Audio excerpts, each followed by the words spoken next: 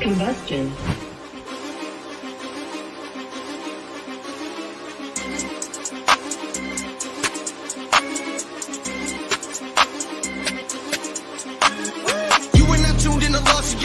We got to tell you, let's kick it off.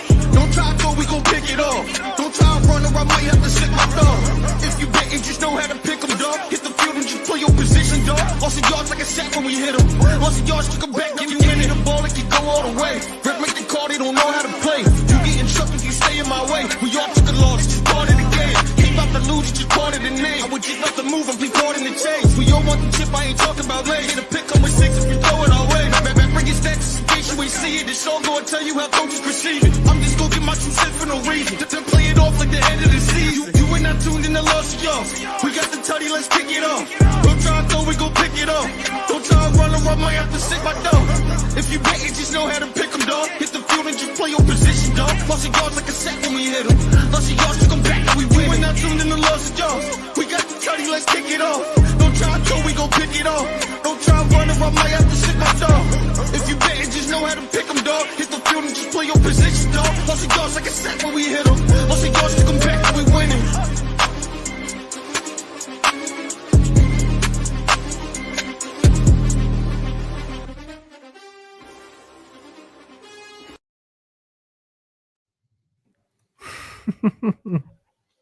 Ladies and gentlemen, what is going on? Welcome to the Loss of Yards podcast. Wow, I'm just so hyped. I just can't even fucking talk. Happy Tuesday, everyone. Thank you for spending your Tuesday evening with us. You got your boys here, Coach Saul. You got E on the top corner, and you got your boy, Matty Ice. Boys, how we doing? It's been an exciting week 7. Doing phenomenal, man. I'm chilling, ready for this episode. We got a lot of stuff to cover and a lot of stuff to talk about, man. Woo!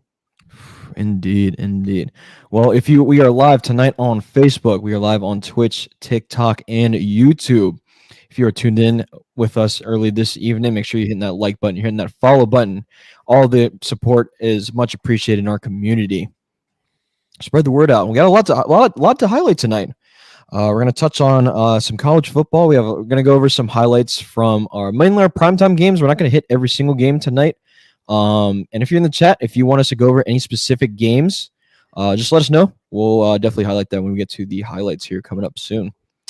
Coach, you want to kick it off? Yeah, definitely. If y'all don't know, NBA season has been blessed upon us, boys and girls. Yeah. Opening night is tonight. We got the Knicks and the Celtics. That's the first match. And then around 10 o'clock, the Knicks and the Celtics game has started already. Celtics are beating the snot out of the Knicks, 43-24. Looks like the Celtics have not skipped a beat from winning last year. They are the finals winners last year. Shout out to the Celtics. And all you Celtics fans, man, congratulations. I know it's a late congratulations, but hey, that's hard work. And after that, you got the Timberwolves and the Lakers. I'm excited for that one. I know. I'm an Anthony Edwards fan. It is what it is. People get mad about it because they're like, oh, everybody's jumping on his bandwagon. Kid's good, man. Kid's good. Average 25 points a game, almost 26. It was 25.9. Kind of puts the team on his back a little bit. He does have Karl Anthony Towns right there behind him. He has a solid core. It's a good team. So I'm excited for it. But yeah, outside of that, man, I mean, obviously on the other side, you got LeBron, you got the Lakers. He's their best player. His son sucks. Sorry, I said it. You shouldn't have been drafted. His son's not good. Oh gosh. Damn, dudes. I'm shooting Coach, the you're shot. going to get us canceled already. I know. I mean, I'm sorry, but I'm not sorry. His stats don't lie, and he did nothing during preseason. Damn, Coach. And, but yeah, that's it. I mean, shout out to the New York Knicks. Shout out to the Boston Celtics. Man, they're playing right now. I'm excited. I wish I could have it on while we were doing this, but that's unprofessional, and I want to have all my attention on y'all. So that's about it for the NBA. Matt, you got some news for us for MLB. Hey, shout out to my boys, the New York Yankees. For those of you guys don't know, behind the scenes, I'm a diehard Yankees fan. yes, I'm gonna get some. I'm gonna get some shit about it because being a Yankees and a Cowboys fan is typically known as America's bandwagon team. But I'm not one of those delusion. I mention it every week. I'm not one of those delusional fans. I'm a real fan. I'm a realist. I'm a pessimist. However you want to call it. But the New York Yankees Saturday night clinched their 41st appearance in the World Series. They did it for the first time in 15 years since 2009. And it's been a minute. I'm beating. What'd you say? Yeah, it's been a minute. I didn't think it was that It's been long a minute. ago. It has been a minute. Yes, I was 10 years old when it last happened. So yeah, I'm aging myself a little bit, but yeah, they beat the Guardians in extra innings on Saturday night. Took the 4-1 series lead or series dub, and yeah, I'm stoked. I was just ecstatic. I even cried a little bit because your team goes to the championship. It's the best feeling in the world, right? Yeah, absolutely. And what's the other? Why don't we talk about the other team that so happened to make it there? Matty Ice. Yeah, the Los Angeles Dodgers will be facing off against the New York Yankees. What's and up, Riggs? I tell you what. What's up, Rig? How you doing, man? That's kind of like the critics are saying it's the World Series that everyone's been wishing for. I mean, obviously the haters of the Yankees and the Dodgers wish that, a comet will hit the US so it doesn't actually happen. But I think it's going to be a great series. I just really think it's going to be a great series. Two very well-maintained ball clubs. And it's just stars all around, two great, baseball environments. I like baseball. Right. And I'm going to be honest with you. I don't mind the Yankees. I don't. I've always thought, they've never rubbed the team that does rub me the wrong way. I don't know why. I've never liked the Dodgers. Never liked the Dodgers. So I heard they don't like you either, Coach. I heard that heard that as a hot take from their bench. They don't like you either. Oh yeah, they went out there. They're like, "Hey, this guy Coach Saul in Florida, fuck him." He's a fucking hater. That's what he is. No, I think I like the Yankees, man. I think they're gonna rock out, man. They got some serious hitters on that team, and if all the bats are awake, right? Look at that little baseball in there. The bats are awake, they'll be all right. They beat that Guardian team pretty good, and they had a solid season. And the one thing that really will have everyone scratching their head in the offseason is why they took pretty much debatably the best closer in baseball, definitely the best reliever / closer in baseball, Emmanuel Clase. They took him out after he pitched the 9th inning. They didn't have him pitch to the 10th. So that's going to be a really big, question mark going into the offseason. But Riggs is not a fan. Not a fan of this World Series, it looks like, Riggs. Definitely. He's one of those people that wishes the meteor hits the Pacific. Yes. Rick, as long as you're not an Astros fan, I'll have respect for you. Listen, man, I respect that uniform, man. There's something about the pinstripe, It's cool. I'll tell you, man. It's very, it's very historic. It's very, it's very New York. And of course, good old fashioned Cold Saul. He has a couple teams he likes in MLB. So, oh boy, don't come at me. I like that. I'm a Braves, Marlins. I know, which is crazy because it? Man, I was a kid, man. I was raised in South Florida, dude, and the Marlins. My dad took me to all the games, and I didn't understand like rivalries back then. And my dad never really preached it like that. And then we moved to Georgia. And we live right down the street from the Braves stadium. So, I mean, it was like 30 minutes away. And we would always go to Turner Field, which is a beautiful field. And we watched the Braves play. And then my dad was always a Cubs fan. So they're kind of back there a little bit. They're somewhere in the back, the Cubbies. I would be Braves and Orioles, honestly. Braves and Orioles. Rig is a Rays and a Reds. Say Braves from when I was a kid. And then obviously I'm trying to start looking at some of my local teams a little bit. There you go. All right, Rays need to get their shit together next season. Rays need a new field.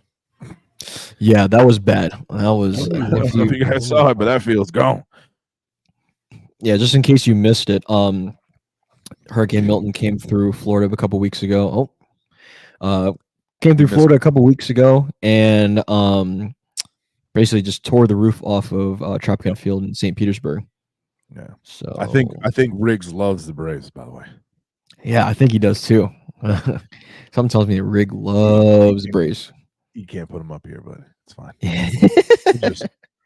We'll skip past that one. Well, let's get past that for our sake, of course. No, but shout out to the Yankees. Shout out to the Dodgers, man. Yankees, Dodgers fans, sound off, man. Let us know how y'all feel. Absolutely. Good for y'all making it to the World Series, dude. I love the World Series. I love any championship stuff, man. It's just fun to watch. Yeah. And you know what they say? You know. Oh, there we go. There's a race coming. And you know what they say? You know, October baseball is the best kind of baseball. Even November, if the series pulls into November, baseball is the best. 5. Really? I think it's the opposite. Yankees in 5. Okay. Very good takes in here so far. Very early on. What do you got, E? What do you got? I honestly I'm trying to figure this out. What was the question? My bad. What's the World Series? Who you got and what? I got Yankees in 5. Riggs got LA in 5. I'm gonna go with the loss of yards home team. I'm gonna go to the Yankees. Yankees in 5. Hell yeah. Okay, don't make that hold on, time out. Whoa. Don't make that a thing. The loss of yards. No. That was not voted upon. Okay? That was not voted upon. Oh gosh. I'm trying to get this. Corny LA in 5. Okay. We're sounding off right now. Got some Yankee haters in here. Yeah. It's okay. Indeed. What do you got, Matt?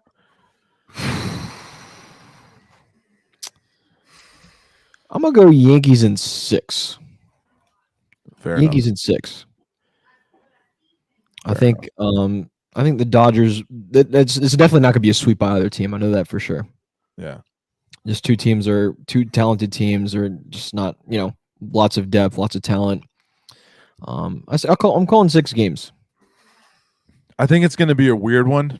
I think we'll see the Dodgers steal one in the Yankee Stadium, but then the Yanks just keep on yanking. I don't know. Is that a thing? It's a thing now here on Loss of Yards. Something like that. Indeed. Hey, if you're in here if you're just walking in, we appreciate you spending your Tuesday evening with us. Make sure you hit that like button. Make sure you hit that follow button. Make sure you're subscribing. We're live tonight on Facebook, TikTok, YouTube, and Twitch. All the interaction is much appreciated. If you're on TikTok, make sure you're double tapping that screen. If you're on Facebook, all the likes are much appreciated. YouTube, all these subs are appreciated. So make sure you are following along. Having issues, I think. I don't think. Is it? Okay. Honestly, right now, that's for everybody who doesn't know. We don't have a team behind us doing all the fancy button and pushing. So if you keep seeing me disappear and looking around, trying to fix some shit, I will be engaged very shortly. I promise. Absolutely. No, you're good. We appreciate you, E. We'll bump over to college. You Yeah. didn't really watch a lot of college. It's fine. We'll bump over here to college football. Me and Matt both went to the game this weekend. Well, I didn't go to the game. You didn't go. I was watching it. Yeah, I was just watching. Well, I was blessed enough to get some super sweet tickets to the Gator game. 11 rows back, man. Let me tell you something. Wow. If you've never been to a college game, there is nothing on TV that could prepare you for what is on that field. You know what I'm saying? Like, it is so electric. It's so much fun. Like, the atmosphere, everybody. I mean, before the game, during the game, after the game, especially if the home team wins, it's so much fun, man. It's so much fun. And like, it was funny. My wife had actually asked me, she was like, why does everybody talk about home field advantage, right? She was like, I don't understand home field advantage. Like, people make it seem like it's an actual thing. And I said, okay, bet. So we're in the game. And when the Gators took the field, it was relative, you could just hear a buzz of people talking and BSing. And then I was like, and then she was, and you can see she's like, taking it all in. And then when we went on defense and the crowd and the noise and the Gator chomps, everything, dude. And to the point where Kentucky had to take a timeout because they couldn't communicate with each other. And everybody lost their shit. And I look over at my wife and I said, that's home field advantage. and she laughed at me. That is what home field advantage is. So it was really cool, man. Man, it was surreal, and I was able to bring my boys too. Man, it was really cool. It was really cool. We got some Roll Tide people. Yeah, we got some Roll Tide people in here. I was gonna say I was there a couple weeks ago when UCF traveled up there to Gainesville, and I mean the SEC. I tell you what, an SEC environment just is totally different from just anything in general. It's top tier. It is electric. However else you can think, you can just dream of it. It's just it's there, and they do it really well. Mm-hmm. It's crazy. What blows my mind is that you're walking around outside the stadium. It doesn't even look like there's a football stadium there. Right? Yeah, it's crazy. Oh, you're talking about at the Gator? In Gainesville. Yeah, it is weird. It is kind of like you kind of walk up on it. Like you're kind of like walking up to it looks like a library, like a high-story library. Yeah. Almost. And then I mean, you definitely feel it because there's a bunch of people tailgating and stuff, but it's just definitely. It was really cool experience. 100%. Easy with the Roll Tide. Rig says Roll Tide. Courtney says, "Hey, easy, Rig." What was the score? For those who didn't watch, what was the score of that Florida game? Shoot. It was like 48-20, I think. 40 something to 20. God, I can't remember off the top of my head. Man, it was really entertaining, and we beat them to sleep, man. It was awesome to see. We had 4 touchdowns scored on our side of the field, so that made it even all the better. That's lit. That's so lit. You know what I think is really interesting about the Swamp is that the student sections are behind the visiting bench. Yeah, I think that is bizarre. I mean, it goes all the way. I mean, you remember it goes like all the way up. It's crazy. But it's also because of like where the band is right there too. Yeah, the band's in the corner. The band's in the corner. Yeah, it's definitely on purpose to mess with the away team. Well, I think they actually put they put the bands on the away side. Not directly behind them, but like in the corner. I think it's because they want to pack more home fans into behind the home team sideline. See, look, there's my wife. She said home field advantage. That's what we were just talking about. You didn't understand what it was, and you witnessed it firsthand. But yeah, let's kind of go over the top 10 teams, man. We got Oregon taking the number 1 spot after Texas losing that game to Georgia. Bad. It was bad. And you watch College Game Day, everyone was rolling with Texas. Everyone was horns forward or whatever the hell you want it, whatever the hell they say. Yep. I say horns down because after that, they deserve a horns down. It did not look good. It did not. I think there was too much hype. I think they were too overhyped. That's my take on it. They did a lot of the talking. They did a lot of they kind of, I don't want to say they buried themselves, but man, they did a lot of talking, man, and they didn't do too hot. They couldn't back it. It didn't look good. The game we were watching it obviously in the little, we could only see the highlights because every so often the scoreboard would pop it up. But sure, shout out to Oregon, man. I called it. I said Oregon's going to look like a tough team. A lot of people gave me some criticism for it. They said that because they don't really have a pass, I mean, they're looking tough, man. I called the top 8 as soon as the games were over Saturday. That's like the lineup. Well, the top 8 teams, like how they would be ranked. Rig, why don't you go ahead and share who your team is? I know who your team is, but Rig, share it for the nice people. While we kind of go down the list here. Yeah, so we got Oregon at 1, Georgia rightfully at 2 after beating the number 1 team, Texas. Penn State at a solid 3, man. That's an interesting pick. Not interesting pick, sorry. That's an interesting one. They're undefeated currently. They went in, beat USC by a nail biter. USC's not, but they're not as tough. They're not as gritty as they were last year with Caleb Williams. No, of course not. But they've had some decent games. I don't know if I would consider them some they've only beaten one ranked team, and it was Illinois. But it's Fair Illinois. enough. Hey, show Riggs comment real quick. I gotta make sure he interacts here. The Ohio State Buckeyes. I'm just kidding. Riggs. Hey, Rig, give me a OH. Oh, my wife is a huge Ducks fan. Shout out Is to my she? wife's team. Her Ducks are the #1 ranked team in college football. There you go. All right, going on to number 4, Ohio State taking the 4 spot at a 5-1 record. Ohio State took an L to the Ducks not too long ago. It was a close one. Yeah, a couple weeks They- ago. they That was a great game. No, they definitely deserve to be in the. I think they deserve to be in the top 5. I agree. I can agree with that. So, on to number 5 is Texas. So Rightfully so. I think this top 5 team is pretty set. The only one that I'm kind of like, is Penn State.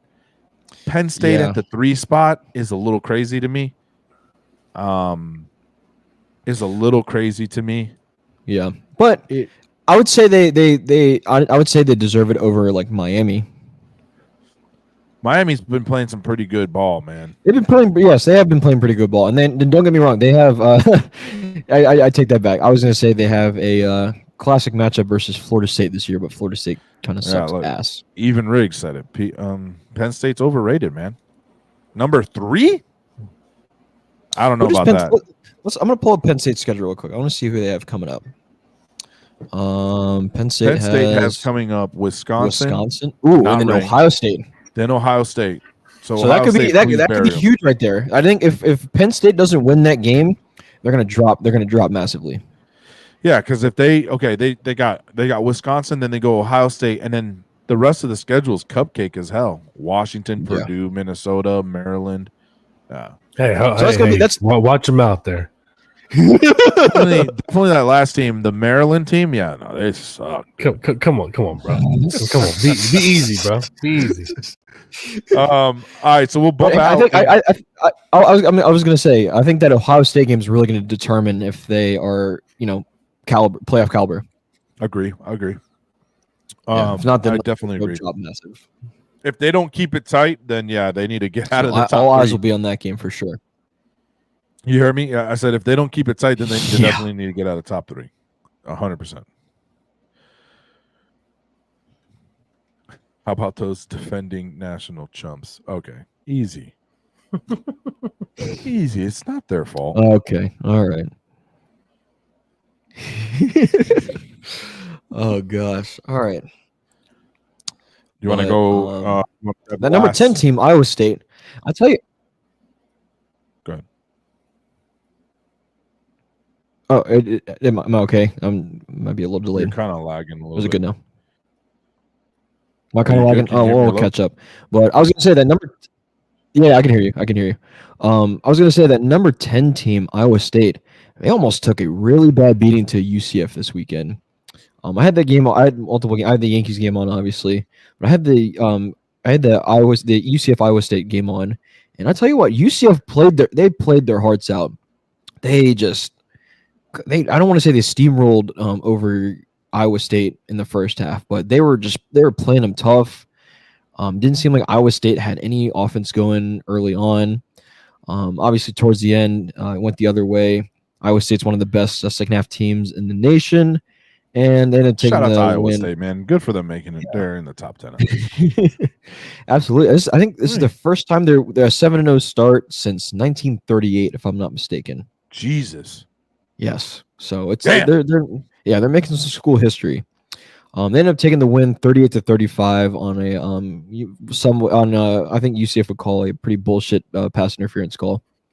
Yeah. And yeah, because it was on third down and they burned all their timeouts already. But I tell you what, UCF played their hearts out. They got their homecoming this weekend against it doesn't get easier. They play against number, I believe, 11 BYU for their homecoming game. Oh, yeah, they're number 11. But just real quick, we'll go over the top. We stopped at 5. Number 6 is Miami. Miami at 7-0. You got Tennessee at 6-1, LSU at 6-1, and you got Clemson at 6-1. Then you got Iowa State, like my boy Matty was just going over at 7-0.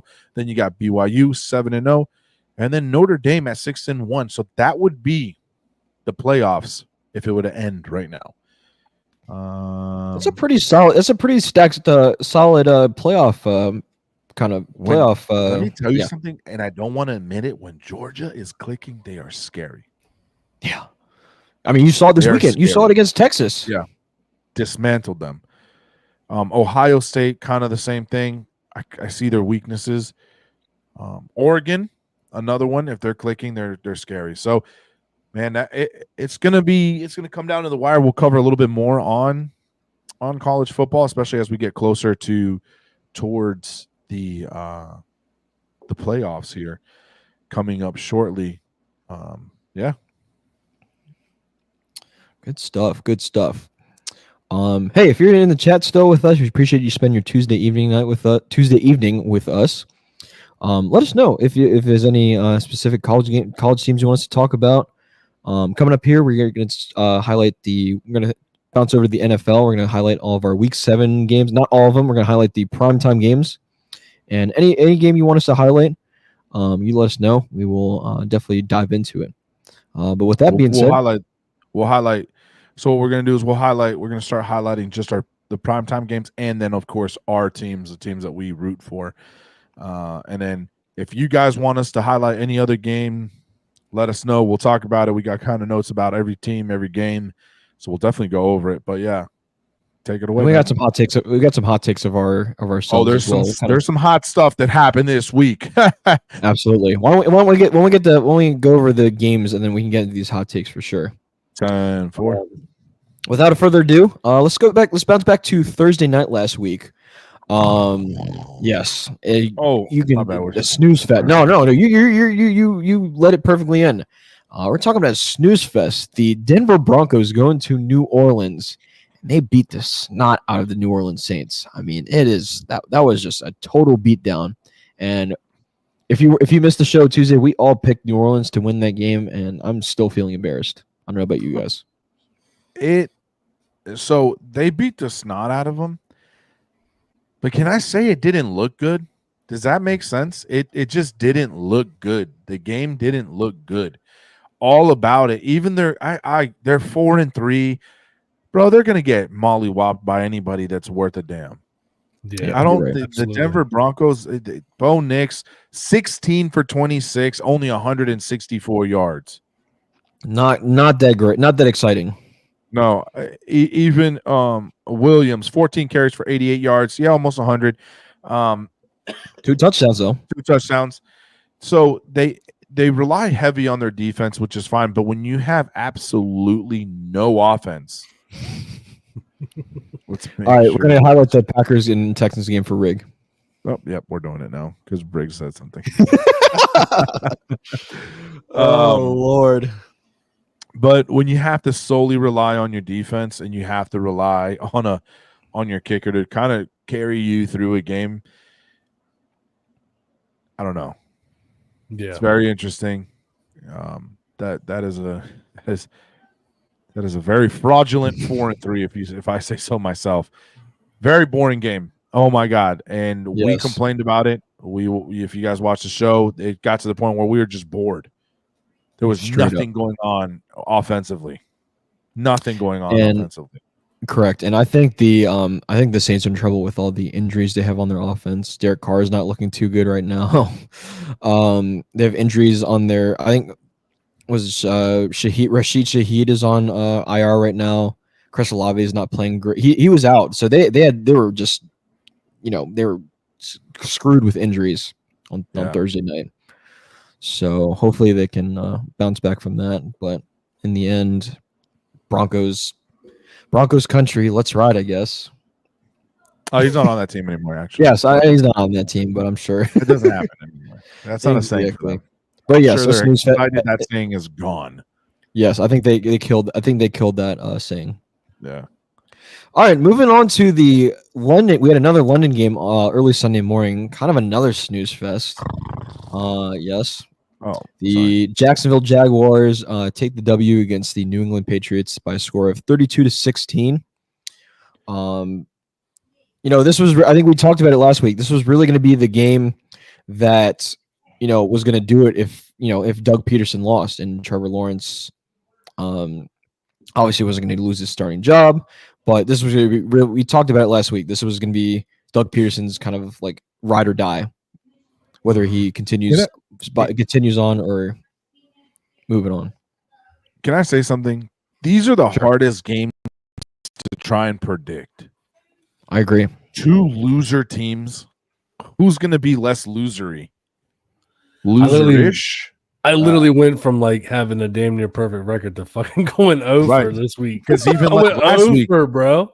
Because last week, I mean not last week, the game that we just talked about, the Saints and the Broncos. It is so hard. It is easier to get two teams that are battling, that are good, that are doing something, and compare apples to apples and stats and who they've played and da da da da. These two teams suck. And let me tell you something. I fell for the fucking main guy. I fell for his tomfoolery. Okay. 26 for 37, 276 yards, 2 touchdowns. Man, you look at that stat line, you're like, damn, this guy went off. Dude, that is the most fraudulent ass thing I've ever seen in my life. 16 points and 30, and then they let them get 32. Get out of my face. I will never. You know what? You Patriots lost a I don't know what I am to them. You lost a person that might pick you when there's other bad teams involved. Because I ain't gonna lie to you, Trevor Lawrence didn't do nothing. 15 for 20, 193 yards and 1 touchdown. Well, it was Bigsby that carried the team. Because at the end, all they did was run the ball nonstop. They did I think it was 20 plus running plays back to back because Patriots couldn't stop shit. Yeah, they have no run defense. I think their run defense is ranked pretty low in the league. So, are we saying that's the only reason, or are we saying also that Trevor Lawrence kind of sucks? What's the jury out on this guy? Well, we talk about it in previous weeks. Trevor Lawrence has no one to throw to. No one. Absolutely nobody, dog. Well, he has the young boys doing good. He has Evan Ingram. Thank God he has Evan Ingram back, because I think he's kind of their old reliable. Riggs, your opinion. Riggs, you can't speak about this. This is a rival. But anyways, sorry, I was responding to some messages here. He just says they have nobody to throw to. I mean, Brian Thomas finally popped off rookie. He went 5 catches, 89 yards, and a touchdown. I mean, that's who it is. Brian Thomas. He's probably their best. That's crazy. Yeah, but here's all right. I get it, and that is something that I agree upon. Right, that he has nobody to throw to. So does Drake May. He has nobody to throw to, but he still threw for almost 300 passing yards. You get what I'm saying? Yeah. In a game versus two nobody teams, essentially, Maine looked better. They had more passing attempts, realistically. They had almost 40. And versus 20 over at the Trevor Lawrence side. But I think they were trying to keep him from making mistakes and throwing an interception and keeping the game out of the hands of the Patriots, which is what they did well. They did it well. And like you said, they carried the ball. Bigsby carried the ball 26 times, Johnson 9 times, Lawrence twice, Brian Thomas twice. So, Jesus, they ran the lights out that building. Yep. If I am a Londoner, if that's a thing, come at me, London people. If I'm a Londoner, I'd be pissed if this is the game they put in front of me. What the hell is this? Give them something good, please. But on to the next. On to the next. Yep, indeed. And yeah, so far nothing really came out of that game in terms of coach firings, benchings, any of that stuff. Let's move on to our Sunday night game. The Pittsburgh Steelers come on top against the New York Jets, which again, there's another game again. We thought the New York Jets were going to come off top, but Steeler Nation comes back. The Steelers take the dub 37-15. Davante Adams' first game with his old buddy Aaron Rodgers. He looked pretty bad. I think we can all agree. How do you lose? Y'all ready for this? How do you?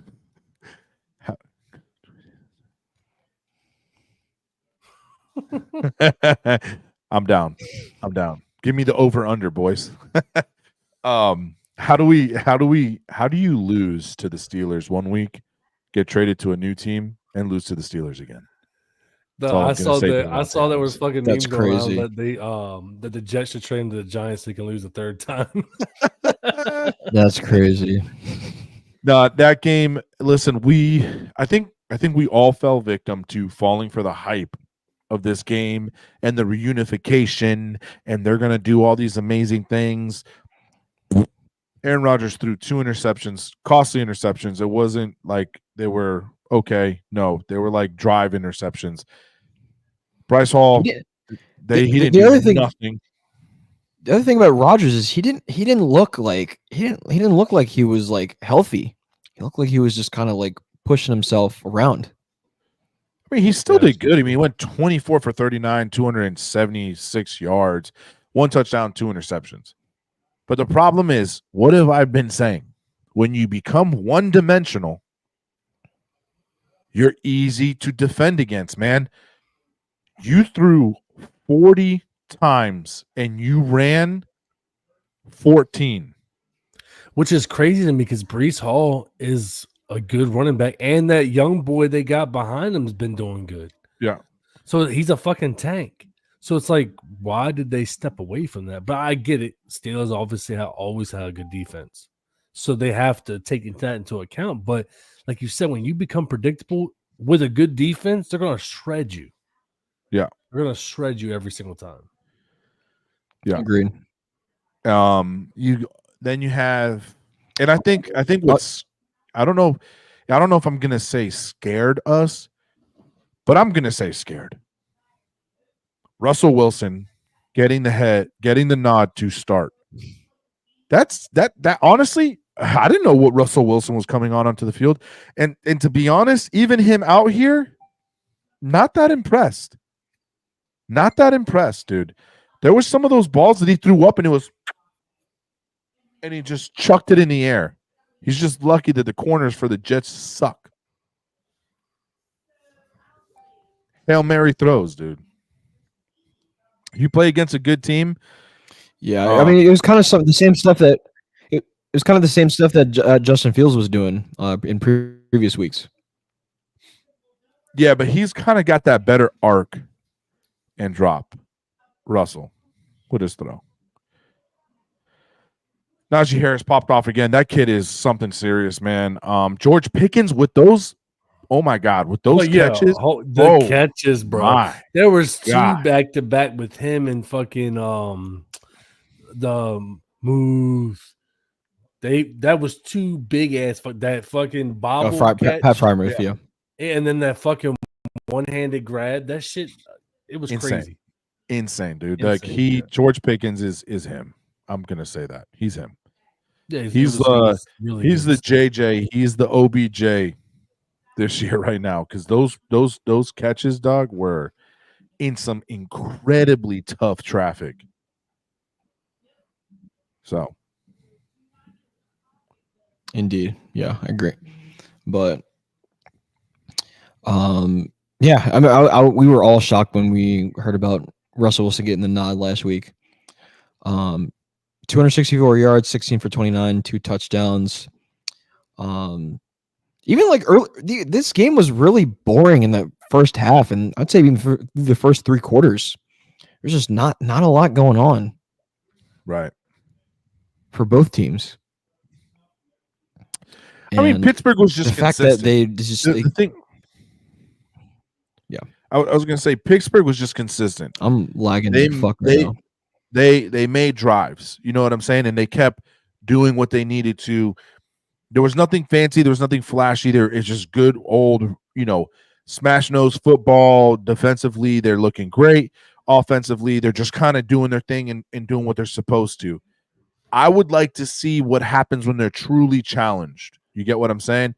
when the big challenge comes up, and it's coming. Yeah. It's coming soon. They're going to have a cakewalk here coming up with the Giants. Sorry, Giants fans, but cakewalk. Then they kind of go into a little bit of a gauntlet, a small one, but they go against the Commanders, and then they go against the Ravens right away. And that's going to be interesting to see. So they definitely, I want to see how they react to these two teams in order for me to really give a big assessment. I was just saying that the Steelers, I want to see how they are when they're really tested against a team with a good defense and a good offense. You get what I'm saying? So Baltimore. No, because they play a layup game. They get the Giants. That's an easy win. Then they go up against the Commanders, and then they go against the Ravens. As far as their season's been, they barely beat the Falcons, barely beat the Broncos. They beat the Chargers, they lose to the Colts, they lose to the Cowboys, they beat the Raiders, and they beat the Jets. Nah.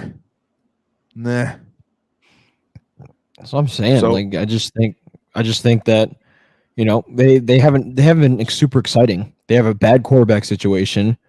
Yes, their defense is probably one of the top, defenses in the league, but they just have too many offensive problems for them to potentially, be a championship, bring home a championship. So here comes the question, since we're on this game. Tonight's pretenders or contenders is the Pittsburgh Steelers. I will swing it over to my boy E. See what he thinks first. After everything we've kind of given and the stuff that you've looked up, let us know how you feel, brother. Contenders or pretenders? As they sit right now. I'm going to go with pretenders. And I say that just because, yes, they have a solid defense, but I still don't know if I'm convinced that their offense is going to be able to beat those good teams. Like I said, because you mentioned Harris, but he's been kind of spotty. He didn't start off the year hot. So is he going to be able to stay consistent?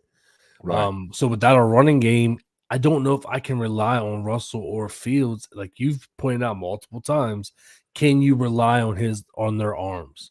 Now, obviously, Russell came out and said, y'all were talking shit. Y'all think Fields should have been starting? Let me show you something. Hold my beer. So, I mean, he did. He played good. But is he going to be able to stay that consistent? And I just don't see them being able to beat teams like the Ravens and being able to take it the long stretch. So I'm going to go with pretenders. Matt, what you got? Well, hold on. Let's see. We got Riggs down in the comments. Their offense still isn't sure who they are yet. I agree. Mm-hmm. I agree. Matt, what do you got, brother? Yeah, I'm on the same thing. I think they're pretenders as well. I mean, E and Rig pretty basically highlighted it. They have no identity on their offense. I already mentioned that they have having quarterback issues. Not like Harris is kind of spotty. Their receivers are definitely hit or miss. But what I will say, when George Pickens is in his A game, he is definitely clutch. But we just haven't seen that yet. We haven't. I'll give you an example. In fantasy leagues, I've seen a lot of people drop him on waivers. So honestly, I have him in my other league, and I thought about it at one point. But I just have him on my bench sitting there just waiting. Yeah. Let us know. Let us know in the comments down here. We'll get right back to you, Matt. Let us know in the comments. What do y'all think? The Steelers, contenders or pretenders?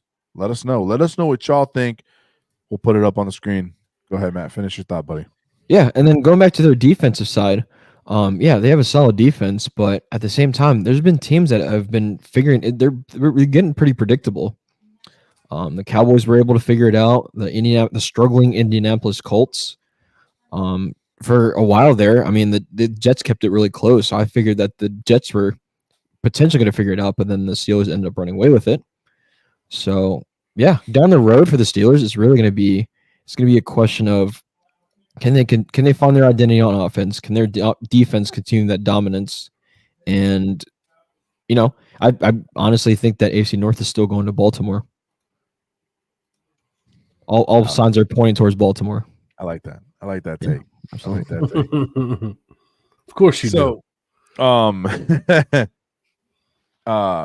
I'm on the. We're all at the same. We're all at the same page here.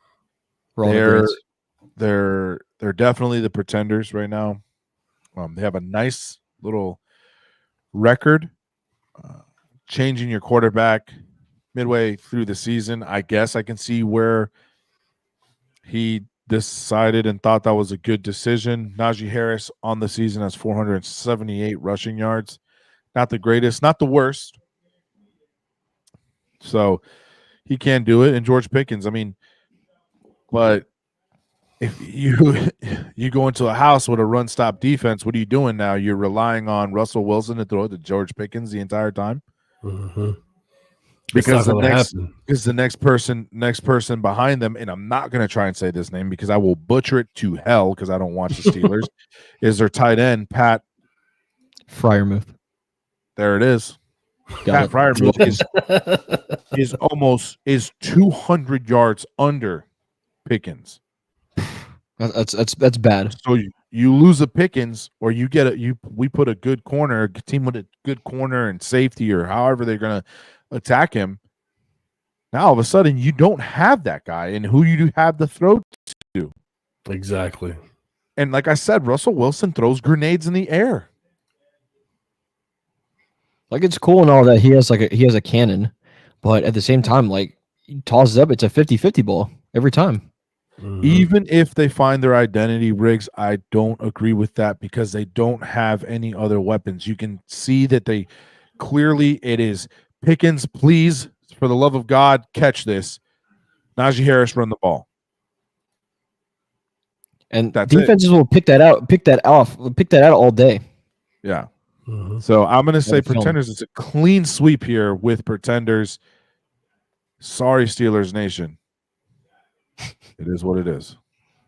It is what it is. All right, man. If you want to continue on with our primetime games, man, go for it. Yeah. So let's bounce back to last night as well. We had two Monday night games again. Again, we all terribly despise them.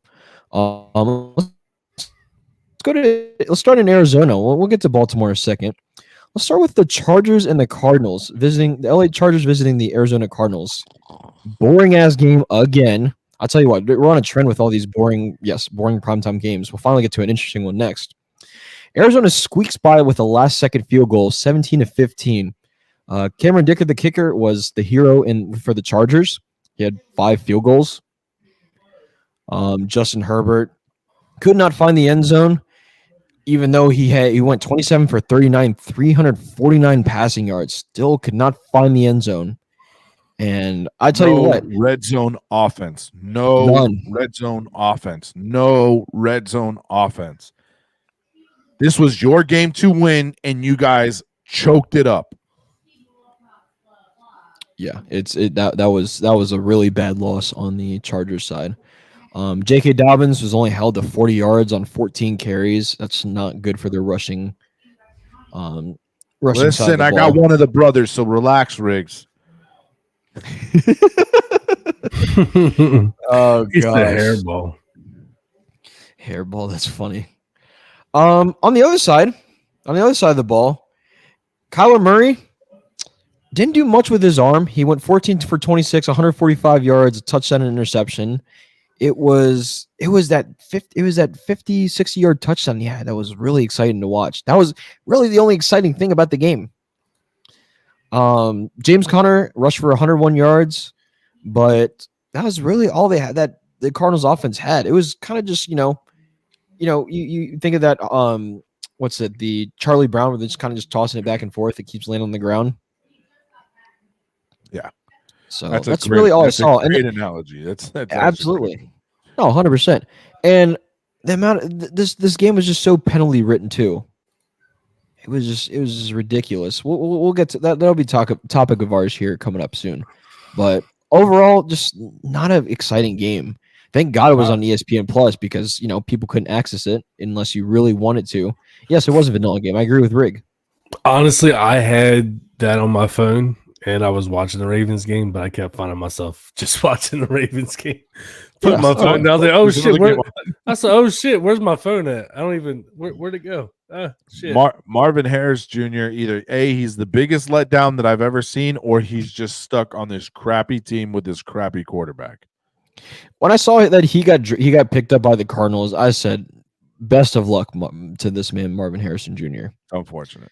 It's really. I think he could have ended up in a much better place. Yeah. Oh, no offense, Rick, because he's an Ohio State product. So no offense. But it's just really kind of sad to see that he ended up with the Arizona Cardinals. With that being said, coach's Baltimore Ravens really came out strong last night. They made it exciting towards the end, but they came out with a dub in Tampa Bay. They came out with a score of 41-31. This is going to be kind of our big talk of the night. It's a big game we're going to talk about tonight. Coach, take it away. It wasn't close at all the entire time. They had a lead 10-0. I looked at my wife. She looked at me. I looked back at her. She looked back at me. Then she got on her phone and ignored me. No, I'm just kidding. It is her juju. I wasn't panicked, man. I knew we were good. We got slapped in the mouth right away. And then that was it, dude. We took off. And the way we played, give me a break. Okay, give me a break. This team is so much fun to watch. Derrick Henry with the second fastest rushing attempt this year. Oh, okay. Can I talk about that real quick? Go for it. When my dad told me that, because I hadn't heard that. When my dad told me that, I said, if that motherfucker, that big bitch was running that fast at me, I'm dead.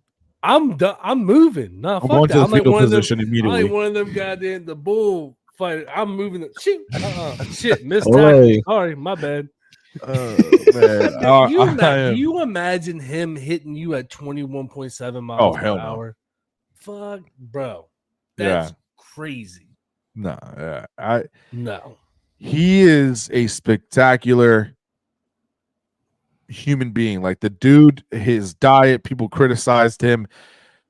Man is 30 years old and he's still doing what he's doing. Still leading the league. He finished the game with not a touchdown, but almost 170 rushing yards for 15 carries. Give the man some respect. Give the man some respect. I'm still pissed that Jerry didn't sign him. Oh, well, he doesn't fit their offense. But that was actually, for once, he had a mature response. For once, he was like, I'm going to be honest. Once I'm going to be honest, like, if he came here, I can't guarantee he'd be having a career year like he's having. Yeah. For once, Jerry was like, it was a mature response, but at the same time, he also says, oh, he doesn't fit our offense. Now he doesn't fit your offense. Motherfucker. He is the offense. He is the fucking offense. Like, what? Oh my God. What are you talking about? Yeah. No, Derrick Henry goes off. You know what was another thing? When Derrick Henry switched around, did that run, he bopped to the other side, and you had Lamar Jackson go out there and lead block for him. That was freaking beautiful. The quarterback out there sacrificing himself to lead block. That was insane. That gave me like goosebumps. It was big day. I mean, yeah, there you go. 11.3 yards per carry is crazy. Rick says, I will admit I was one that said that his career is over, and I was definitely wrong. Dude is on pace to break the record for yards this year. Now, let's not take away from Lamar Jackson's amazing ass fucking game as well. Almost a perfect passer rating, 17 for 22, 281 yards, 5 freaking touchdowns. Ridiculous. This is not an easy team. This is not an easy team. This isn't. We didn't play the Giants. No offense to the Giants fans. Oh gosh. This is not an easy team.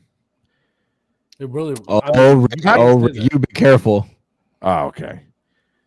Not Rick, to mention 9 rushes for 52 yards. Like, hey man, I get it. You're gonna get the haters. Oh, but what does he do during the playoffs? Man, I ain't worried about the playoffs right now. I'm watching this game. You gotta respect game, baby. And the score does not depict the game. This was an ass beating. This was an ass whooping. It was 41-17 to where they had to score 21 points in the fourth quarter when the Ravens went literally on cruise control, still scored a touchdown to the point where they pull all their starters, and these dumbass Tampa Bay Buccaneers keep going, losing Evans in the middle of the game. Yeah, that was bad. In the middle of the first quarter of the game, losing Evans, and then you got 50 seconds left on the clock. 50 seconds left on the clock. You're down by 10. Let it go. The Ravens have not had their starters on the field now for about 2 to 3, 4 minutes. Let the game go. Live to fight another day. Now you're in trouble, Buccaneers. Because not only did you lose number 1, you lost number 2. Yep. And let me tell you something. When I saw that replay of that man, look at the trainer. If you want to show that clip. I got you. Chris Godwin. When that shit almost gave me chills, man. He looks at the trainer and says, my career's done. Because you wanted to try and win with 50 seconds left on the clock. Terrible coaching. Yeah, shame on you, Todd Bowles. He's a tremendous player. Or he brings the house on him. Here's Godwin for a first down, and now he's. Oh no!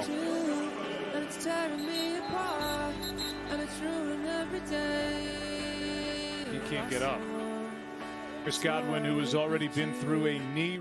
Fracture your foot because the way it dislocates, it's going to pop a piece of the bone. I think you had started talking during the middle of the video. What happened? You started talking in the middle of the video and it muted our sound. Oh, we were muted? Yeah, it automatically does it, yeah. Oh, I was saying that the diagnosis as I think as of right now that he dislocated his ankle. The problem is when you dislocate your ankle, it doesn't matter. You will break. There's a bone there, and you automatically break it. So the dude's done. And for him to look at that trainer and say, my career's done. It's sickening. And then the trainer to look at him and just give him and then him to tap the side of that thing and then look off. Oh, that hurt. It's heartbreaking. Mm-hmm. You were losing by too much to come back. And everybody understood that the game was over other than the coaches. Terrible mistake. Terrible mistake. The Buccaneers went from being contenders to now not pretenders. It's just they're not going to do anything. You can't lose 1 and 2. You can't lose 1 and 2 and then rebound. Because they're saying that Mike Evans is going to be out until probably at least their bye week of week 11. So I mean that's an at least. That's not the end all be all. So I mean you gotta think they have no 1 and 2 for that long. That's crazy. And they have really no depth at their wide receiver position. Yes, they have Sterling Shepard, but he's washed. He's not a 1 or a 2. He's not. No. Cade Otton is their tight end. I mean, yeah, he had 8 catches for 100 yards, but that means he had to step up for Mike Evans. I really think if the Ravens keep balling out like this, they're going to be the AFC rep in the Super Bowl. I do too, man. I just hope we can keep that train going. I just think if we keep this train going, our defense, Roquan Smith had a hell of a game. Hell of a game. I got that pulled up too. Indeed. The Bears trading him away, what a joke. 18 total tackles. Like I said it when it happened. I've said it on the episode this year on the podcast. When I saw him leave my division, I felt a little bit of relief. So to feel that from my perspective, I told my dad as soon as it happened, y'all just got a good one. Because that man is a fucking monster. He said, except for Christmas Day. It's okay, Riggs. We just won't be friends that day. Oh gosh. And let's bounce back to Baker Mayfield. Don't get me wrong, man. I know that even though Baker Mayfield will throw interceptions, he can still keep the team in the game. And he did. But here's the problem. Like I said last week, you can't throw those interceptions on a good team that will capitalize on those interceptions, and that's what happened. Baker Mayfield went 31 for 45, 370 yards, 3 touchdowns, but 2 interceptions. 2 interceptions that turned into scores. You cannot do that. Mayflower. You cannot do that. I don't know, man. I kind of, a lot of people respect him and like him, but you cannot do that against a good team. And look what happened. You did it against a good team, and they capitalized every time. We're going to come up with a list with all these nicknames that we have for each player. We can't keep up. Oh, gosh. But, yeah, that's a great take on Baker. And like you said, shame on Todd Bowles for keeping all the starters in 50 seconds. Just take a knee. It's not worth it. It's not worth, risking your starting players. And that's exactly what happened. Yeah. No, yeah, 100%. And I just thought, and I thought it was funny because I saw an interview. I didn't send it to you, buddy, but there's an interview where they're talking to Derrick Henry about that play where Lamar Jackson is his lead blocker. And he was legitimately blown away. And he said a superstar of that caliber, quarterback, to do that, you can just see how much that meant to him. Because Henry's not a flashy dude. And I don't understand the hate behind him. The man does his thing, scores the touchdown. He hands the ball to the ref. He doesn't celebrate, and he just goes to the side. But he's always been a straight up and down player. Yeah. So I don't I can't humble. I guess I can see it because if they're like division rival, But man, I can't hate a guy like that. I could never hate a guy like that. There's no reason. There's no reason to. And for him to feel the way that he felt and seeing Lamar Jackson get in front of him and like block, that was really cool. And he was blown away. There's a speech, not a speech, but a little locker room press where they asked him about it, and it was really cool. Another interesting thing, did you guys know that Baker Mayfield and Mark Andrews are like best friends? Yeah. And they don't. And Mark Andrews refuses to talk to him during the season. Did you see the interview with? He was like, "I'm hurt. He's hurt. Like, he's legitimately butthurt about it. Like he don't talk to me during the season, and I'm just like, damn, that's. He was crazy. like, he was at my wedding. Yeah, he was like one of his best men or something like that. Holy cow! Yeah, that's crazy. It was a funny interview. Absolutely, Coach. Can we talk about the ridiculous amount of penalties that were called last night?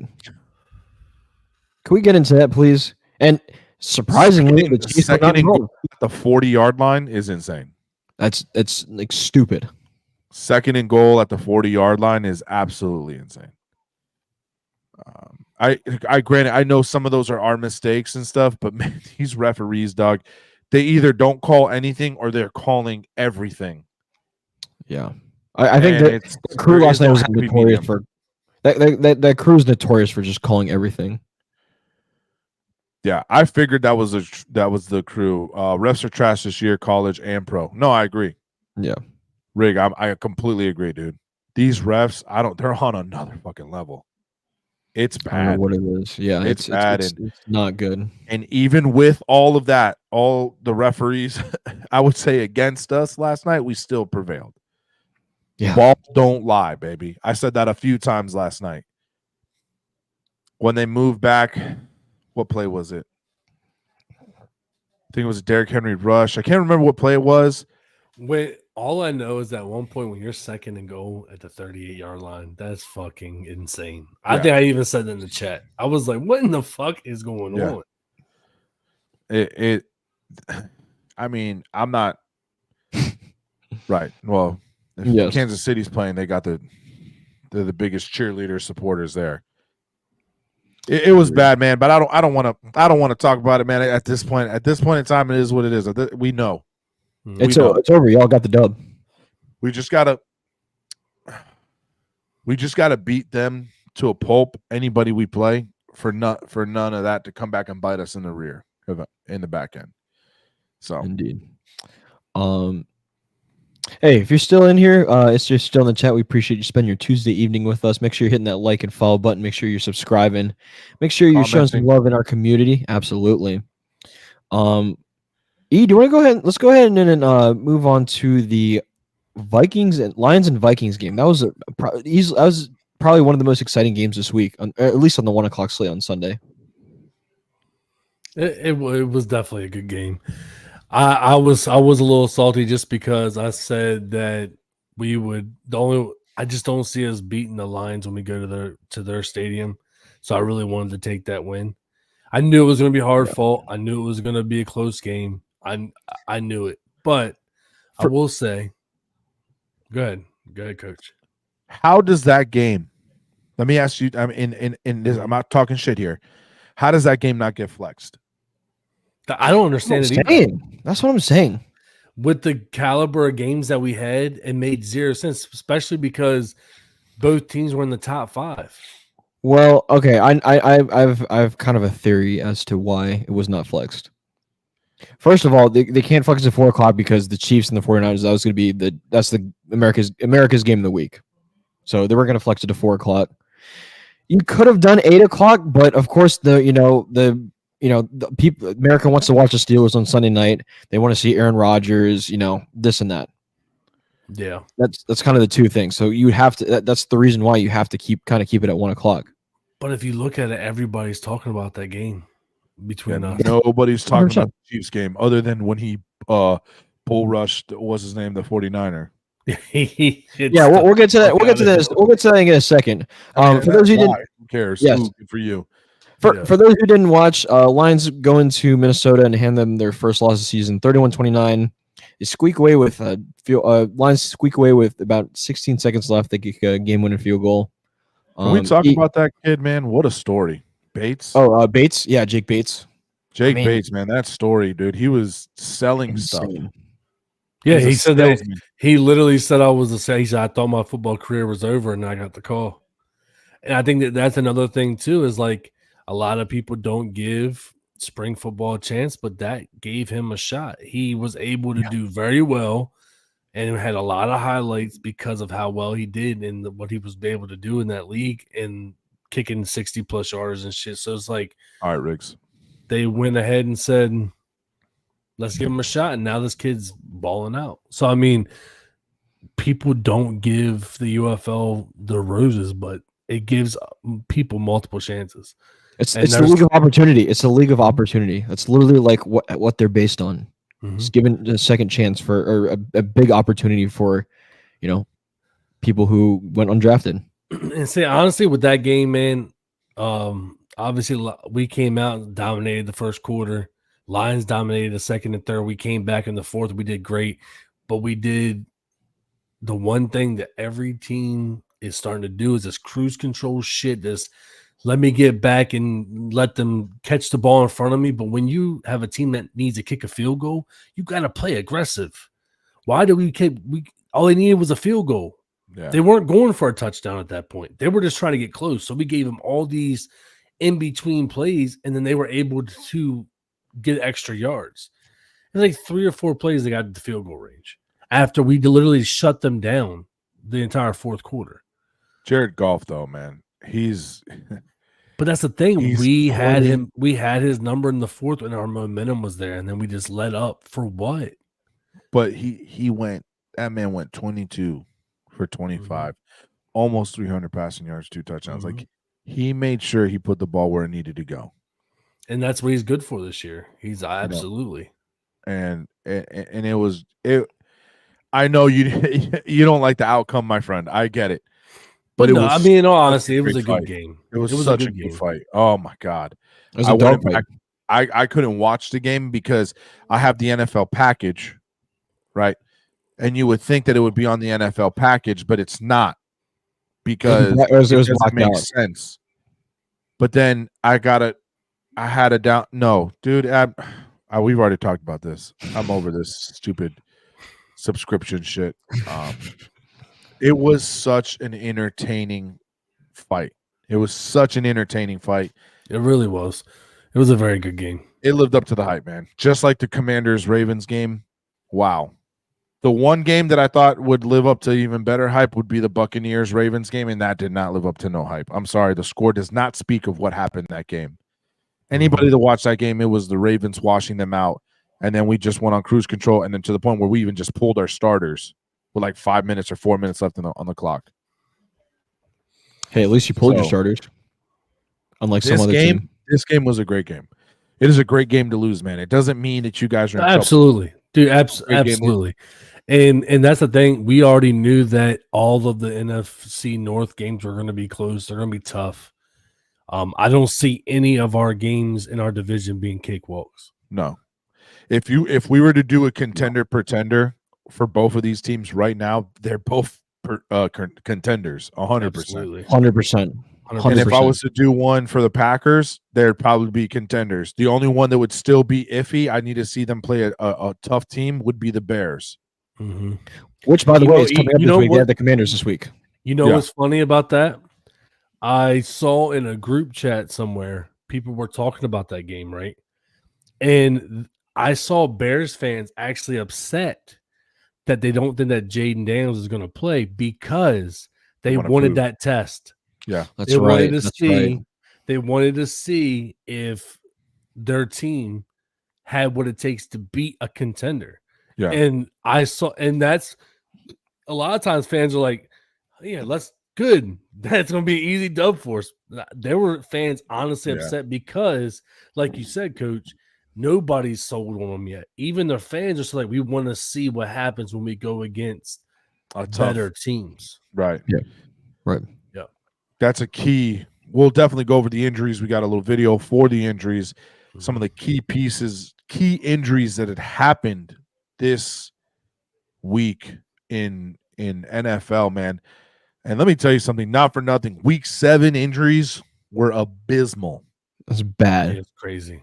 It's bad. Before we get to that, Coach, you want to talk about the Seahawks and the Falcons game real quick? Man, Falcons fell flat. As simple as I'm going to put that. Falcons came out there and we fell flat on our face. Kirk Cousins did not look good. They sent some pressure. Geno did his thing.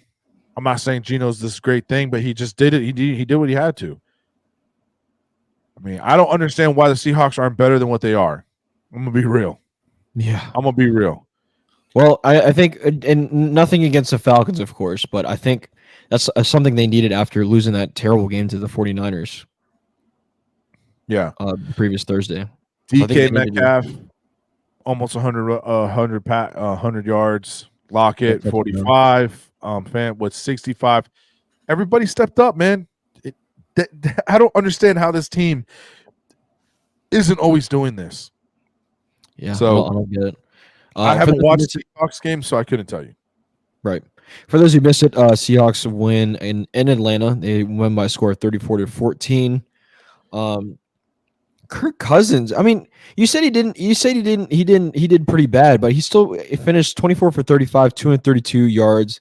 He did have 2 interceptions, but 1 touchdown pass.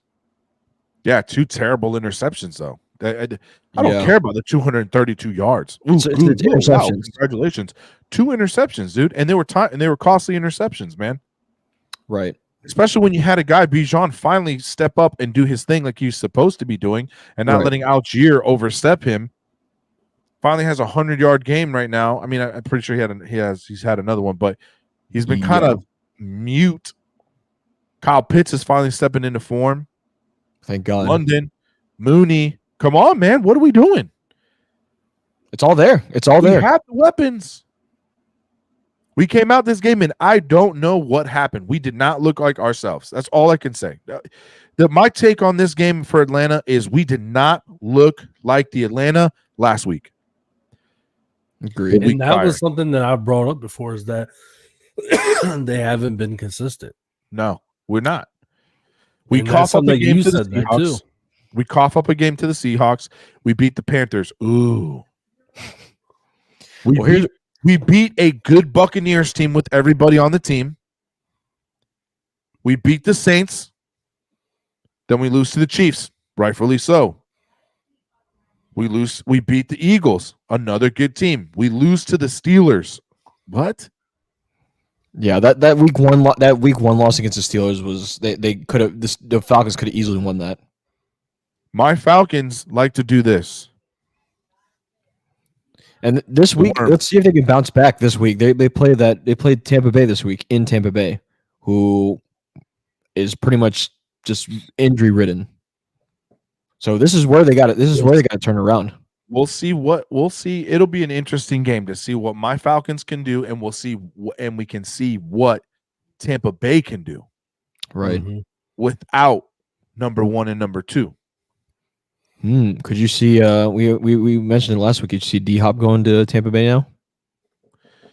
I heard he's interested in going to the Eagles. Or don't tell me that. Or I showed y'all what I showed y'all. There's somebody on the market right now. Could be Cooper Kupp. Could he go down there? That is true. He's got to get healthy first. He was supposed to come back this week, but they ended up scratching him. But it's interesting to see his name on the block. Well, it's true because I guess if the Rams lose another game or two, they're going to be playing rebuild.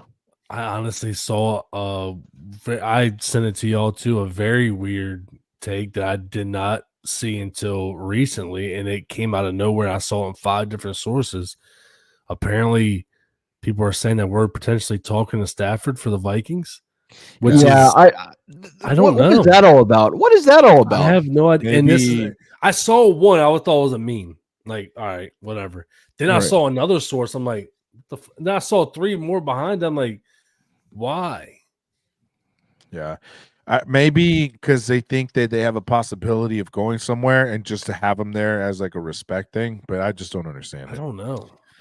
I don't know if I like that or not. The only thing I could think of is just to have, maybe they just don't trust Darnold to, like, kind of lead JJ McCarthy. That wouldn't make sense because Sam Darnold is playing like balls out right now.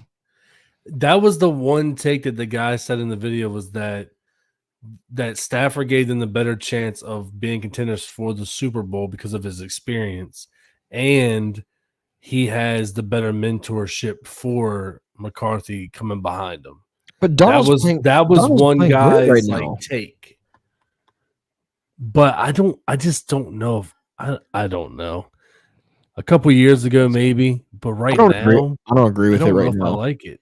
I don't know. I think they're in a really good situation. They're in a great situation right now with Darnold, with their receiving, with their offense right now, and the Vikings defense. I think they need to stay. They need to stay where it is. I agree. Damn, I said to come back. My bad. You're good. I was thinking about the Lions. You know who I really like is Will Reichard. He's a great kid. Doing very well right now. I loved watching him. I loved watching him play at Bama. I mean, I think he is one of the best kickers to come out of Bama. Considering we've always had a struggle point with kickers in the last couple of years, and it's good to see that we have somebody reliable back there that hasn't let us down yet. Oh yeah, and it's been good for us because, like I said, we've had some bad kickers over the last couple of years. Dan Bailey, throw back to him. But I mean, it's just good to see us and he's young, and if he continues doing this, we have somebody for the future, and that's exciting because 100%.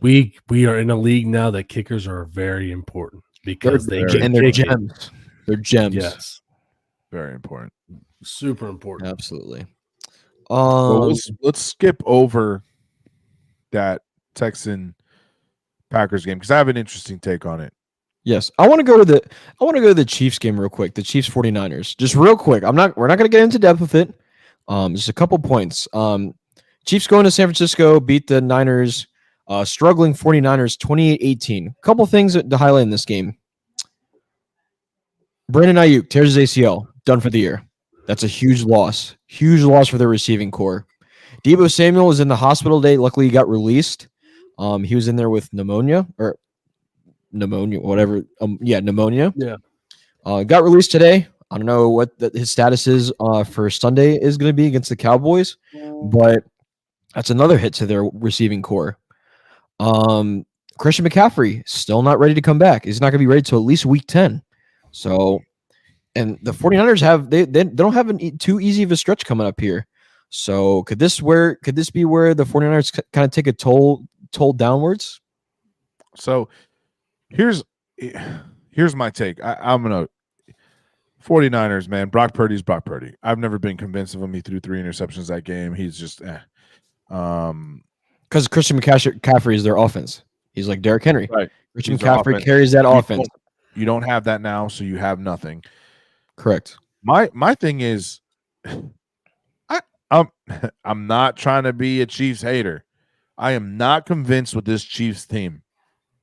They are struggling to win games. Where's Bill? Well, by the way, where's Bill? I haven't seen Bill tonight. Considering I saw Mahomes has more interceptions than touchdowns right now. Yeah, that's crazy. That's not a good. And they're undefeated. That's the craziest part about it. How do you have those kind of stats? Yeah, it's not. It's not. Well, I'll tell you what. It's not MVP stats. No, I don't think he's not winning MVP this year. If anything, if Lamar doesn't win MVP, it's rigged. This league is rigged. Yeah, he is going off. Yeah, 100%. He is, and you know what I love about that too. Thank you for bringing that up. All those people who tell you, he's not a pocket passer. He's proving y'all wrong. Shut your mouth. There you go. Shut your mouth right there. That says it right there. If Lamar does not win MVP, this league's rigged. Look at my guy's face, though. Look at that face, bro. You imagine Henry running at you like that, and with that face, I'm fucking gone, bro. I might turn around and run with him. I'll block for you, dog. I got you. I am not convinced with this Kansas City Chiefs team, and I'm happy that I haven't had to watch their games on primetime or anything like that right now. So that's all I got to say about that. Definitely. 49ers, they're 49ers. They're not going to do anything. Their division's just ass, anyways. I mean, who's the best team in their division? Is the Seahawks? Yeah. See, I mean, as of right now, it's the Seahawks. So I think the Seahawks have a really good chance to run away with it right now. Yeah. I wasn't really sold with the 49ers at decent strength, and now they're just consistently losing more and more players. I just don't see them being a threat, honestly. It sucks to say it, but I just don't. Right. Shout out to the Celtics right now winning. It's fourth quarter with 8 minutes left in the fourth quarter, 128-93. Yikes! Against the Knicks. The Knicks. Ugh. Yikes! Sorry, Knicks fans. Yikes! But the biggest thing, going back to the Niners game, the biggest thing that came out of this game was Trent Williams. For the sport, that just looks bad. He punched the hell out of Brian Cook, the chief safety. I mean, that is just piss poor. That is unsportsmanlike. That is just poor sportsmanship. I don't care what supposedly he punched at him first, and no, it's not supposedly he punched him. He was on the ground and he punched him. Damn right. Damn right. I'm going to stand up and punch you back. Are you kidding me? I'm about that life. I'm not the dude that's going to take the higher ground there. You punch me when I'm on the ground, I'm standing up and I'm rocking your shit. And that's what he did. Are you sure he was on the ground? Yeah. Do you want to find the clip on the video real quick? I can see if it'll play. Because I thought he was already standing up by the time he had first punched him. When Brian Cook threw that first punch. It was Trent Williams and Brian Cook. But I saw that. I watched that. It was on the TV. I watched it live, and I was like, "This guy." Regardless, neither should have done that. It doesn't matter because it just puts a bad look on you. And I wonder if have they been fined? I'm not sure yet. I haven't seen anything. I haven't really.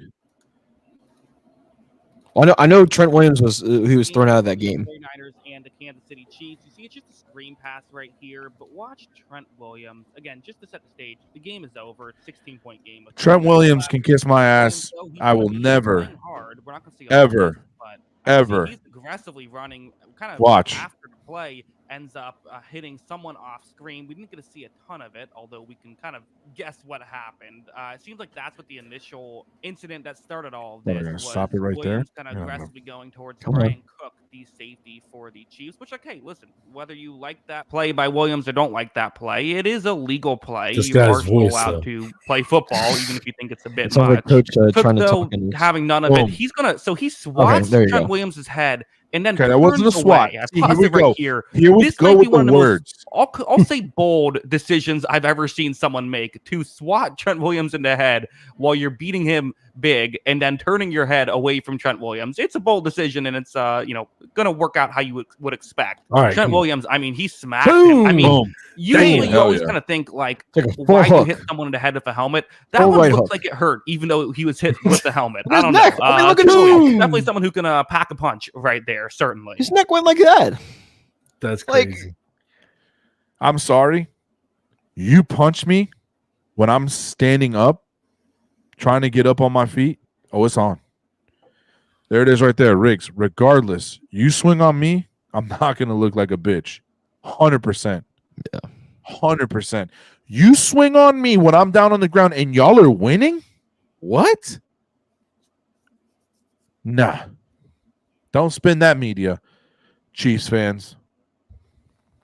Got exactly what he deserved. Yep. Right to the kisser. My wife is right in the kisser. Right in the kisser. It wasn't the kisser, man. It was the back of his head. Exactly. Hey, it looks like Rig's back, so let's go ahead and let's talk about that Texans-Packers game. Shall we, Rig? Green Bay squeaks by last second, beats the Houston Texans 24-22. I want to ask you guys, is it something about CJ Stroud that he just doesn't play well on the road? Or is it something about Packers play better at home? Don't worry, Rick. There's plenty to talk about. There's plenty to talk about. Get your popcorn, Rick. I'm playing the violin, by the way. But did you hear my question? Oh, I heard it. What did I say when we talked about pretenders or contenders? You said the Texans were pretenders. And Riggs, your number looks like you're Riggs' number one enemy for that. CJ Stroud, 10 for 21, 86 yards. What? What is this? 86 fucking yards, bro. 86 yards. I'm telling you, when I pulled up my fantasy, I hadn't even got a chance to look at that game yet. When I pulled up my fantasy, and he's been averaging me 50, 60 points a week, I said 10 points, 86 yards. What in the fuck was he doing? How was that game as close as it was? That's the crazy part. Joe, move on now. Thank God for Joe Mixon. Thank God for McDonald's team yet. Oh my God! Hold on, I do have to talk about that. No, we're not done, Rick. We're not done. We're not done. Listen, thank God for Joe Mixon. It'll be a quick. This is I don't want to kill my boy Rick. Shout out to my boy Rick. Yes, we love you, Rick. We love you, bro. Tough love because you gave me some shit when the Ravens were losing. Joe Mixon is your saving grace. I don't know what happened with CJ Stroud.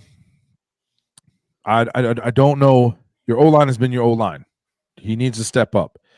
Joe Mixon, 25 carries, 115 yards, 2 touchdowns. He's proven why they picked him up. Joe Mixon is your saving grace right now. Stroud needs to step up and do what he needs to do to finish out the games. That's it. Green Bay's looking good. Jordan Love has good games. Jordan Love has bad games. This was a good bad game for him. A good bad game. That's all I can say. They just look good. Look, man, Green Bay has a solid team. It's a young team. It's a scary young team.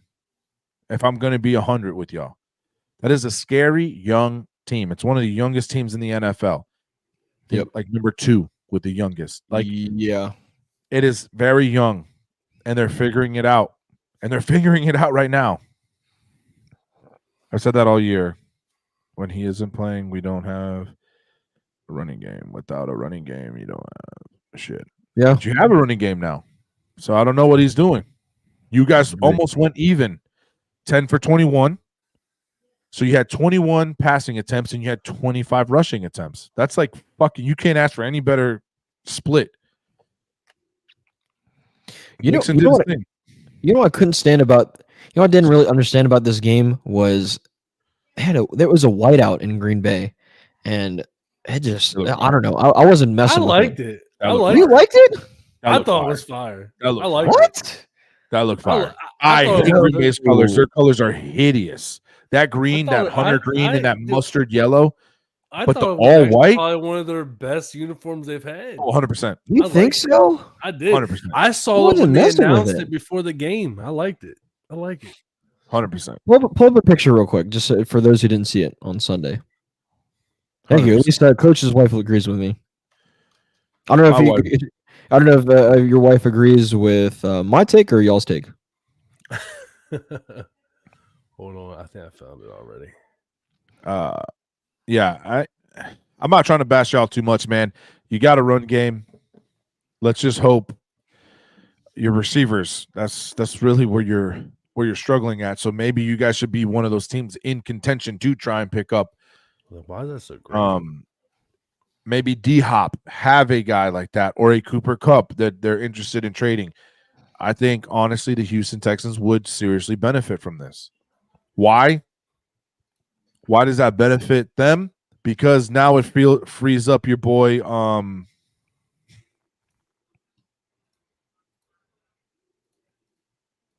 almost sneezed. Sorry. Oh, bless you. So I liked them. That's not. Is that the same one? I think it is. That's not the same one. It is. It is. It frees up your boys, man. You know, you get Diggs freed up. What's up with Tank Dell? Is he hurt? What's going on with him? No, he just couldn't catch a ball. He just couldn't catch a ball on Sunday. I watched the whole game. He just could not catch one. He was targeted 4 times and had nothing. He had 0. So you pick up somebody like that, you'll be all right. I agree. They need Nico Collins back. Nico, before he got hurt, that was their save. That was their kind of glue right there for their offense. My wife said all Packers. All of them are trash. I love her. She's my heart and soul. I love you, boo. So absolutely. That's all I got to say. That's all we really got to say about that game. He did get shot though. He did get shot. So yes, okay. Yes, I did. He did get shot. All right. So real quick, gave me negative points. My wife doesn't play fantasy. Don't believe her. You know what? They give me negative points. Davante gave her negative points on fantasy. Get out of here, lady. Quick shout out to the Commanders game. Even though we had that injury, which we will go over. My daughter. So Commanders game's up playing on my multi-screen because I got the NFL package. So it's up there in one of the screens, and it's the Commanders and Panthers. My little girl goes, "Hey, Dad." And I was like, "What's up, baby?" And she goes, "Who's the McDonald's team?" That's hilarious. She's, their colors and stuff. So that was really it. That's I will say they fucking blew them out. Oh yeah, it's the Panthers. We expect, but they blew them out more than anybody else. Really, they destroyed them. And to see Marcus Mariota do what he did, I'm proud of him. Good for him. You know what? They talked about it during the game, and I thought it was interesting that him and Jaden do have similar styles. So it was a perfect fit for him just to come in and just keep going. They didn't have to change it. They didn't have to go to, you know what I mean? They didn't have to do any kind of scheme changes. So it made it easy for them when that happened. Yeah. What do you mean? What do you mean? My daughter coming at me. Courtney, my daughter thinks that the Commanders are the McDonald's team, but in the sweetest, most kindest way. It was like, because she saw the W, but maybe she saw it in a different weird way. Like it just looked maybe like an M, and she's just like the McDonald's team. So it's funny. It's probably the red and the yellow. Andy Dalton is seriously struggling. Oh, did you hear this morning? Did you hear the big news this morning? He was in a car crash. What?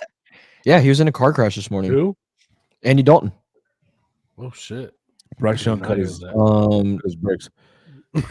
Damn, coach. Guys, Okay, that was bad. My bad. that's I would crazy. never wish anything bad on somebody. I got somebody should here. check Bryce Young. Quarterback Andy Dalton was involved in an automobile accident Tuesday afternoon in Charlotte. Dalton, his wife, and their 3 kids and their dog were traveling west where the accident occurred. No one in the vehicle was transported by emergency personnel to the hospital. So it seems like everyone's okay. That's good. That's good to hear. Yeah, of course. But I mean, getting a car accident, that's no joke. Definitely no joke at all. And well, thankfully they all walked away from it. At one point, Bryce Young did end up coming to that game, but I think at that point it was over. He got -4 yards. Yeah, that's pathetic. That's bad. Bryce Young, 2 for 2, -4 yards. You can't make this shit up with him. I saw a meme about that, and they had him in like a UFL uniform for next year. Yeah, he can come play for Orlando. I think it is about time we go into the injuries. Speaking of injuries, because Courtney wants to bring it up. We should go into the injuries. We got a nice little clip here that we found that sums it up for us. Some of the more key injuries that have happened for these like more noticeable teams. If you want to roll that clip. 1 second. Yep, I'm doing it right now. We got some takes on these. Browns fans, be ready because I'm coming. Chris Godwin, who has already been through a knee reconstruction, had his lower left leg trapped under the body of Roquan Smith. Saw the injury to Brandon Ayuk in that final drive. This is him being carted off after the half. Tim, and now they're taking him off on the cart. That is not good news for Seattle.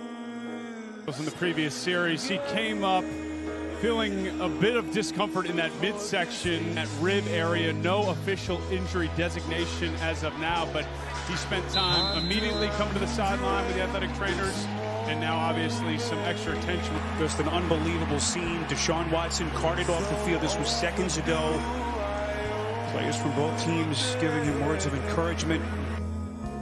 Trying to haul in that throw from Baker Mayfield, grabbing at the right hamstring as he hit the turf, and he limps away.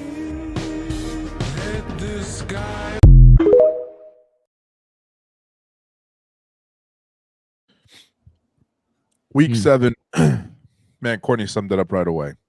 Was a cluster. It was brutal. Yeah, we talked about that earlier in the episode, Courtney.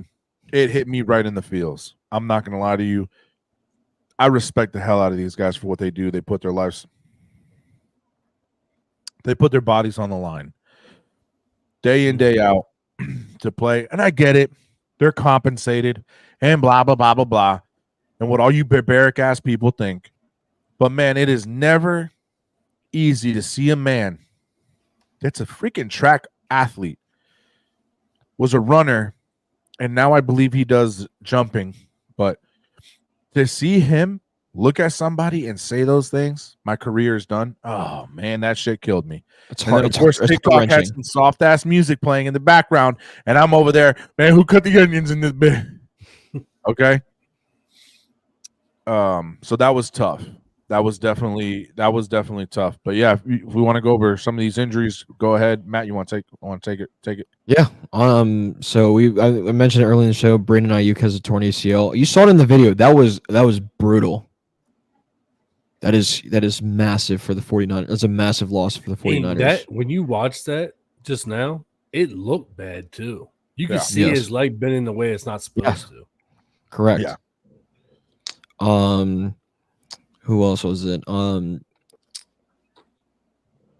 there's so many this week. It's just hard to. Deshaun Watson. Let's go over that one. Well, I want to save that for last. I want to save that for last. So you got Evans, hamstring. Yeah, Mike Evans hamstring. It's going to be hit or miss. Hamstrings are kind of tricky. Luckily, he was able to walk off the field on his own power.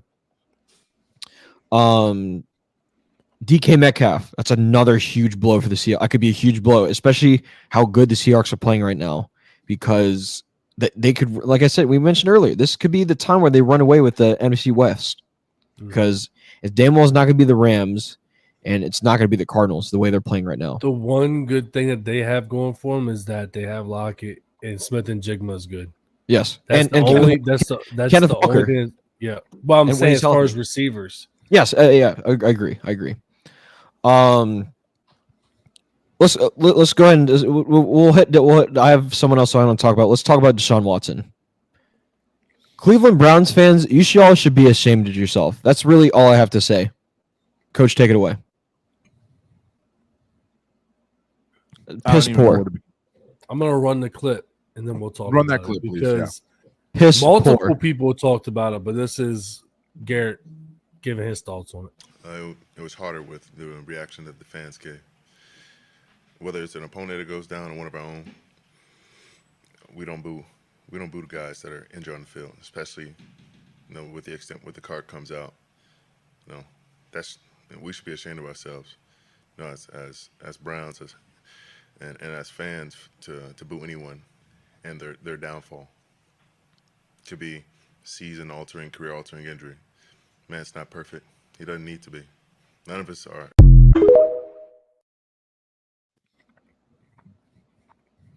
And then, did you all see the how Jameis Winston went off too after the game? I saw that. He was super passionate about his conversation. 100%. His was a longer rant, but Riggs, fuck Browns fans. If anyone cheers for a guy to get hurt like this, that's a disgrace. And I get it.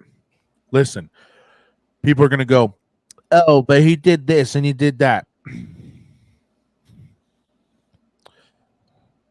Let's put that aside. Okay. We're talking about right here, right now. We're talking about right here, right now. You had a man go out there, put his body on the line day in, day out. Was he performing to the standard that you wanted to? No. There's a lot of things wrong with you Browns. Okay?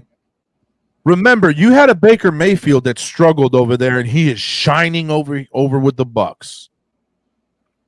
So before you start putting your nasty little fingers all over Deshaun Watson and talking about how bad he is and how this and that, look around in the organization. Okay? Then for him to go down and get hurt and y'all boo/cheer that this happened, I saw a guy, there was a clip of a fan recording a guy, and he's up there going, yes, yes, yes. That is disgusting. We seem to lose our humanity when it comes to things like that.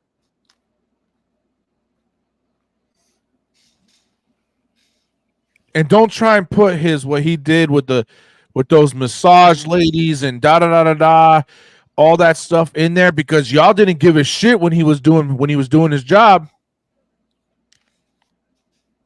Y'all didn't give a shit when he was doing his job last year. Y'all were all on his train. But now that he's not doing good, oh, well, he deserves it because, he was touching those girls and those massage ladies and Well, what happened last year? What? Now it matters? I've heard the excuses already. That shit is sickening, man. Your own player. That's crazy. That's crazy. I'm done with it. Yeah, it's just a terrible, fan base, and you all can bash us in the comments all you want. All the Browns fans can go off on us, but that's just piss poor. At the end of the day, piss poor. Great point, honey. Yes, we're gonna talk. I wanted to bring up Tua next. We got to talk about Tua. Yeah, he is already coming back.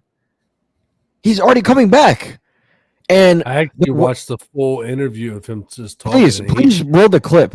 I have that, but just watching the whole thing, he was like very he's not him. He's not him. He's not him. So we got to watch this clip, and I want to. This is gonna be where I dive in. Will you wear a Guardian cap? Nope. Why? Personal choice. What did your family say about you coming back, and how deep was that discussion? Nobody, no one's sort of advice had affected anything that I thought in terms of returning. So no one had an effect on it. Had some conversations with my wife, but that was it. A lot of people out there are legitimately worried about your health and making sure that you're okay. Mm-hmm. What would you say to those that are worried that you might get hurt again, and is this Yeah. something that's going to continue? I appreciate your concern. I really do. I love this game, and I love it to the death of me. That's it. Oh, like Kirk said earlier, I mean, it's documented with each concussion, the chance of getting one is exponentially more. Mm-hmm. Has that ever been discussed with you by doctors? Not this time, and the last few times, because this is the third documented one since you've been with the Dolphins. Right? Yeah. Has that been discussed, and is that even? Yeah. Is that, It's been you discussed. ask questions about that? It's been discussed with me and the doctors, and I've asked questions about it, all of that. And they've said it's still that would not be an issue. Or? Yeah, I think the brain is it's just very there's just a gray area when it comes to that. If you do know that you're going to get long-term disease from it, or if you're not, I just think there's a lot of gray with it. For me, this is what I love to do. This is what makes me happy, and I'm going to do it. That's it.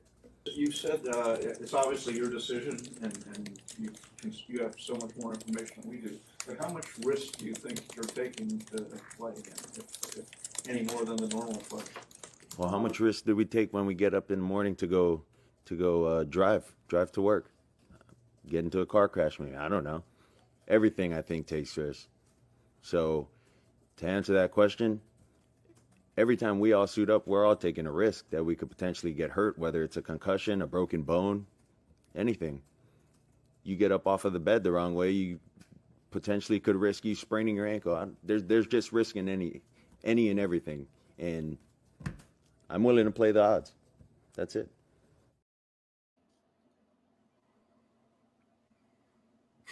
That is not what? That is not a fucking Tua that we know. No. Besides that,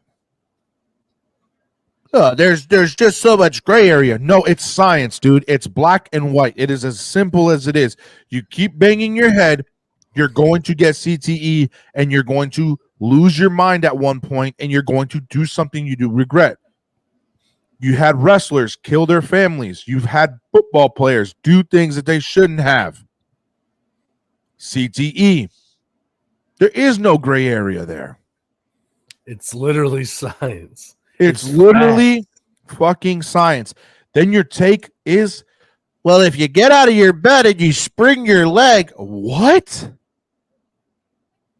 What does that mean? Dude, that's not what we're talking about here. We all know that if we wake up in the morning, we can get into a car crash and then our life is over. I get it. That's not what we're talking about here. This is people worried about your health, and you're just, I don't want a Guardian cap. I'm good. Yeah, no, my family doesn't matter to me. Not that it don't matter to me. No, their opinions don't matter to me. I'm good. I'm going to play. What, dude? Like, the fact that he said, and I quote, "I love this game to the death of me." It almost sounds like, I don't want to say he's on like a suicide mission. But if he keeps it up, keeps playing reckless like he is going to die. And there's going to be, and who knows what the league's going to turn into after that happens. So not only is he taking a risk for himself, but he's putting the future of the league at risk. Like, that interview was just mind-boggling. And yeah, I'm scared. I'm scared for him. I'm scared for this guy. Like, it doesn't even matter, because before he went down, they weren't playing that great anyways. So it's not like they were going to come back and make this huge comeback turnaround when he came back in. Crazy. Absolutely I'm lost for words in that and after watching that interview. Steph says he said he Hey, wants Steph, to be more available. Huh? I was saying, how you doing, Steph? She says he said he wants to be more available. How are you gonna be more available for your team and you don't wear a Guardian cap? I mean, it's true. I mean, how are you gonna be able to be there for your team if you go down with another concussion? Mm-hmm. You go down with another concussion. I'm not saying that's not to me. That's me the one that takes you out. That's me the one that keeps you dead. Blah blah blah blah blah. But then at that point, who steps in and says, "Hey, maybe you should not finish this year"? I want to know who his doctors are. Who these doctors are that are clearing the saying, "Okay, you can go in." And in that interview, even my wife comments. She goes, "If he gets hurt again in the NFL, if he gets hurt again, the NFL, I believe, is going to get a lot of backlash, and new regulations is going to happen." I agree. Yeah. Oh, 100%. Oh, they already have that. With his kickoff rule. it wasn't a big hit that did it the last time. He fucking ran into that guy. He ran into Hamlin. He ran into DeMar Hamlin. Yeah. DeMar Hamlin is what? Just over 200 pounds? And my thing is too, like when you watch the interview and stuff like that, when he's sitting there talking about all like it's in general, it's just crazy to me, his mindset towards it. And it's like it's almost like he doesn't believe in it or it's a joke. I don't know if that's where you're going with it, but that's how I feel. It's just like he was taking like sarcastically. All of it, the entire thing. The whole entire thing is crazy. Like I said it already. I'm genuinely scared for this guy. And he did. The next time, God forbid he it happens. seemed so annoyed answering questions. He honestly looked like he was forced to be there. He already knew what he was going to get asked about. Everybody knew that.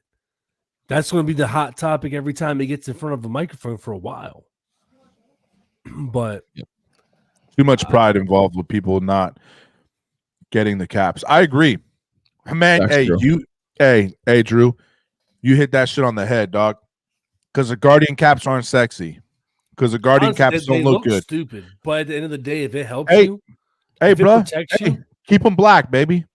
Don't add the little cap thing. Just put the pads out here. Yeah. If it is proven to protect you, why not make it a standard? Why are you giving these guys the option?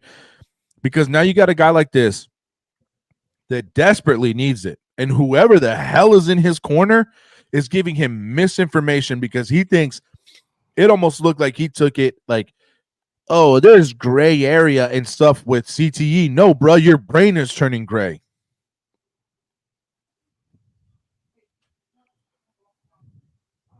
On Facebook, we're on Facebook, Twitch, and YouTube. We're also on TikTok as well. Just look up Lost Yards Podcast. Yep, same one. But I want to hear I'm really curious as to what Mike McDaniel is thinking about all this. I would like to hear his take. He's been really quiet about all this. He has not said much. So I really want to know what's going on in that organization.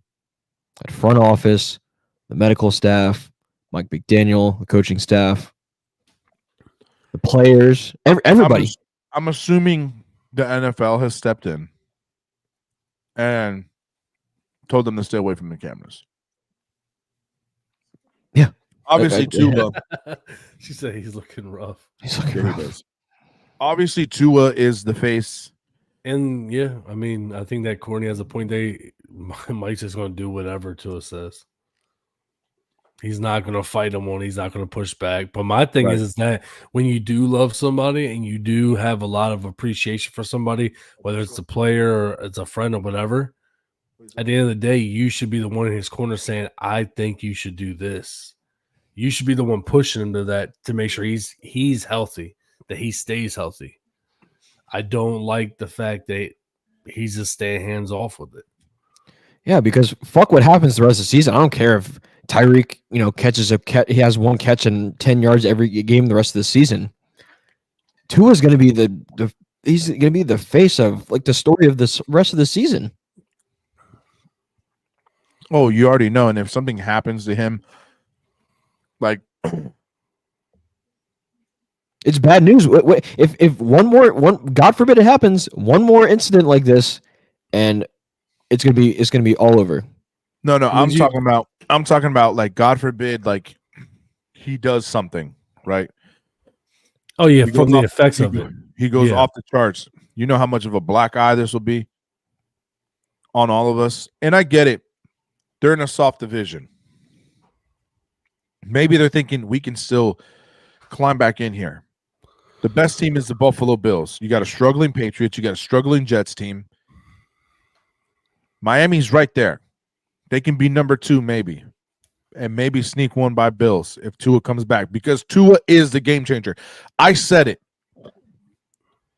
Can the Miami Dolphins be the Miami Dolphins without Tua? And people are like, no, they can. No, they can't. Nope. No, they can't. They've proved it time and time again here. So I understand it. I understand that they want to keep him. I understand that they want him to come back as soon as possible because they could potentially make a run here. Not this season. No. Because you're not going to win. If your team has to solely rely on just him being successful and being out there, you're not going to beat these other teams that have multiple weapons.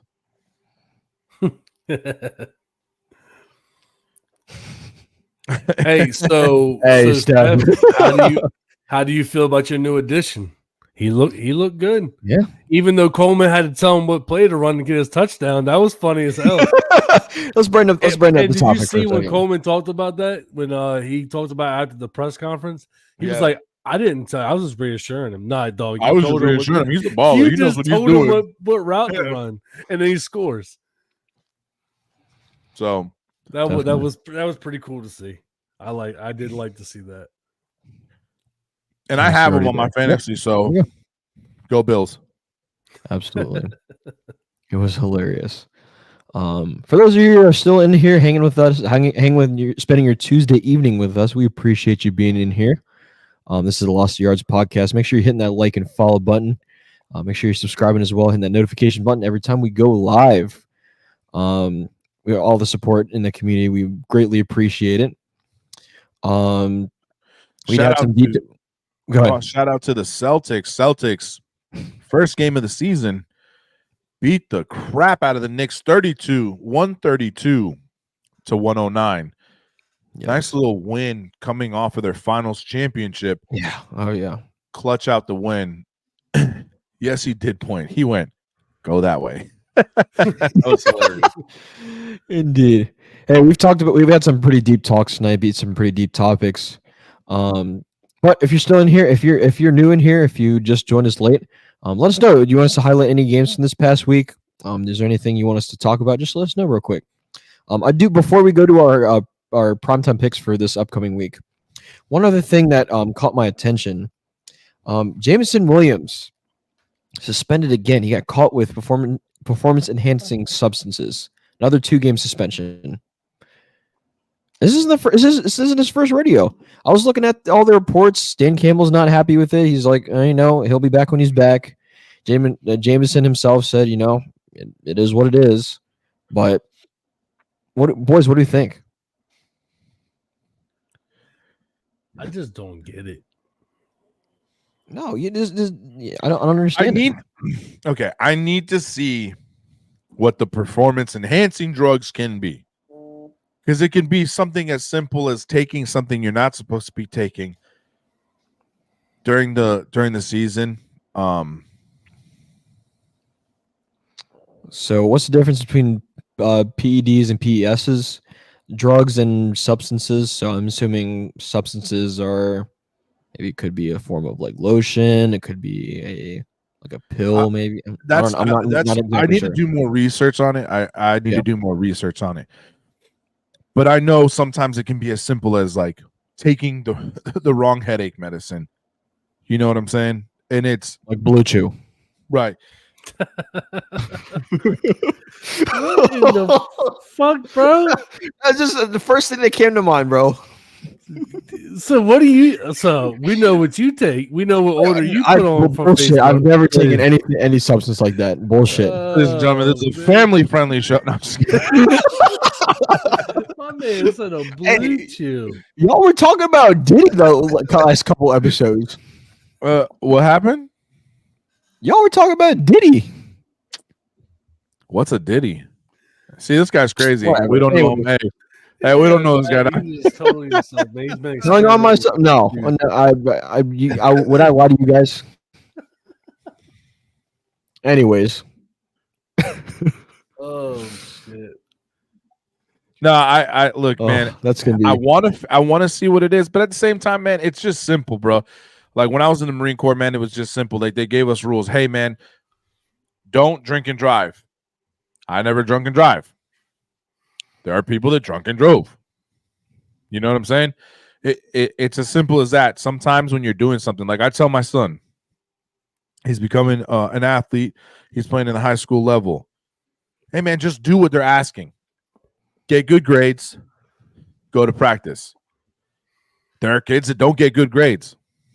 There are kids that don't show up to school, but they go to practice. Like sometimes, man, when you're in it, just be in it.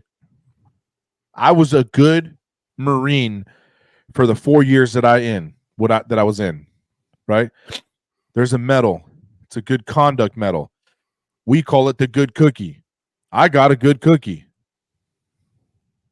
right? Because they said, don't drink and drive. Don't do drugs. Don't beat your dog. Don't beat your wife. Don't beat your kids. Like, it's simple stuff sometimes. And I get it. You're in the league. Man, find somebody that knows it and won't put you in this situation. Now, granted, he could just be taking steroids. I mean, we don't know what he was doing. I don't know what he was taking. But I'm just saying sometimes it's as simple as that. It's something you made a stupid mistake. But from what you're saying, he's done it before. So probably he's just doing something on the side. He just got caught again. Yeah. So that's something that the league definitely needs. I think 2 games is generous. So I think they need to take a deeper dive into this, and so I'll definitely do my research. If anything, we can just pop up real quick and post another clip once we get more information. But yeah, it doesn't say. It just says doesn't. that. Okay, gotcha. I was trying to see if it said anything. And don't get me wrong, it's not gonna stop the Lions from their their dominance. They have Amon-Ra St. Brown as their number 1. Jameson Williams is number 2 wide receiver. It's not gonna really kill him. Someone got a 6-game suspension today. Not sure. Hey, Rick, appreciate you stopping in. We'll catch you next week. Catch you on the flip. Go Texans, baby. We'll have to look into that real quick. I didn't see anything. I have all the other ones hopped up on here. Oh yeah, it's a Commanders player. Uh-oh. Courtney, you hear that? Kevon Seymour. What happened? What are we talking about? Washington Commanders player suspended 6 games by the NFL for PES. Steph had mentioned someone. All right, Riggs, take it easy, brother. Appreciate you being here, man. He's a special teams player at that. He played 17 snaps on special teams in 2 games. She said nobody important. Taking something to say fast. Yeah. Not at all. Well, I guess she said I said what I said. I guess we can go into our picks, and then we kind of got like some news at the end of this and wrap it up for the night. Matt, you want to take away the primetime games for next week? What do we got, bro? Let's go. Let's just shit the bed on this one. Yeah, too. my thing's lagging. No, I don't want to do that. The fact that the only game that I actually did good last week was the Ravens. The Ravens saved me from getting an offer. I've been doing good all fucking year so far. And I just shit the bed. I was right for the Lions game. Yeah, but that game wasn't counted. That was for funsies. I'm just saying I was right for the Lions. It didn't count anyways. I'm just saying. Oh, Steph's got hit us, Steph. Hey, Steph, hit us. It don't count.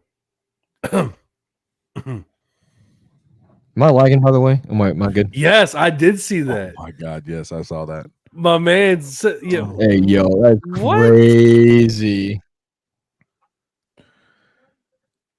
Am I mad about he, that? He couldn't even get past a game without his nicotine fix.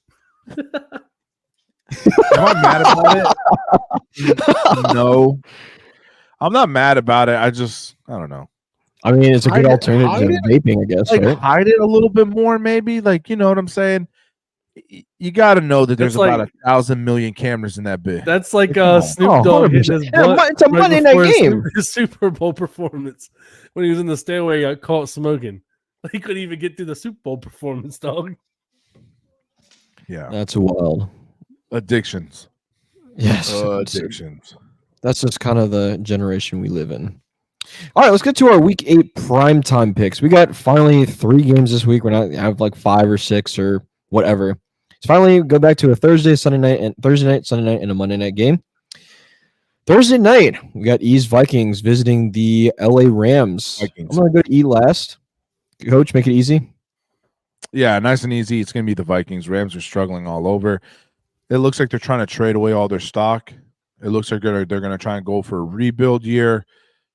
I'm going with the Minnesota Vikings. They're not going to try and win any more games. If they win any more games, their pick appreciation goes down.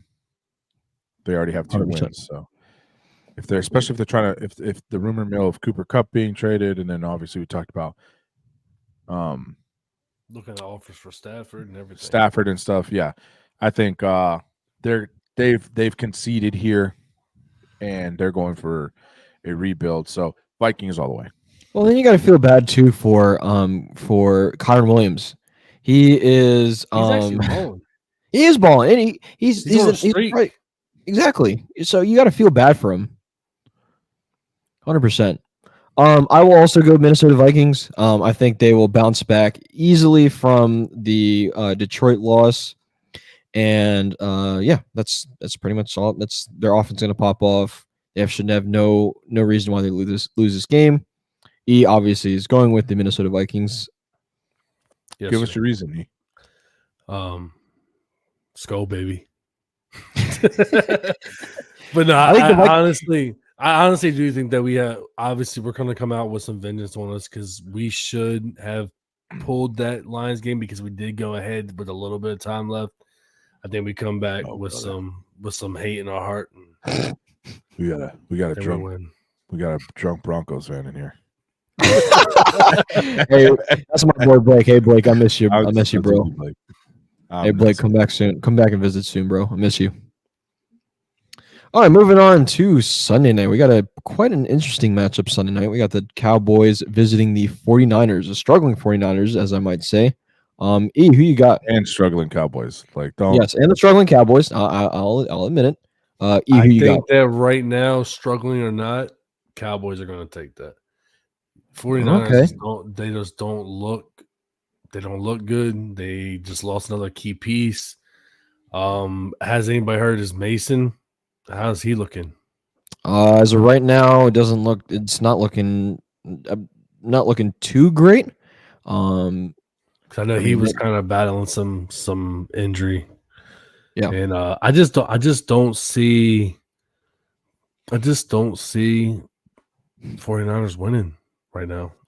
It's hard. I mean, I don't think that the Cowboys aren't doing shit, but I think they have enough to win. I don't think it's going to be some kind of crazy score. I think it's going to be still close.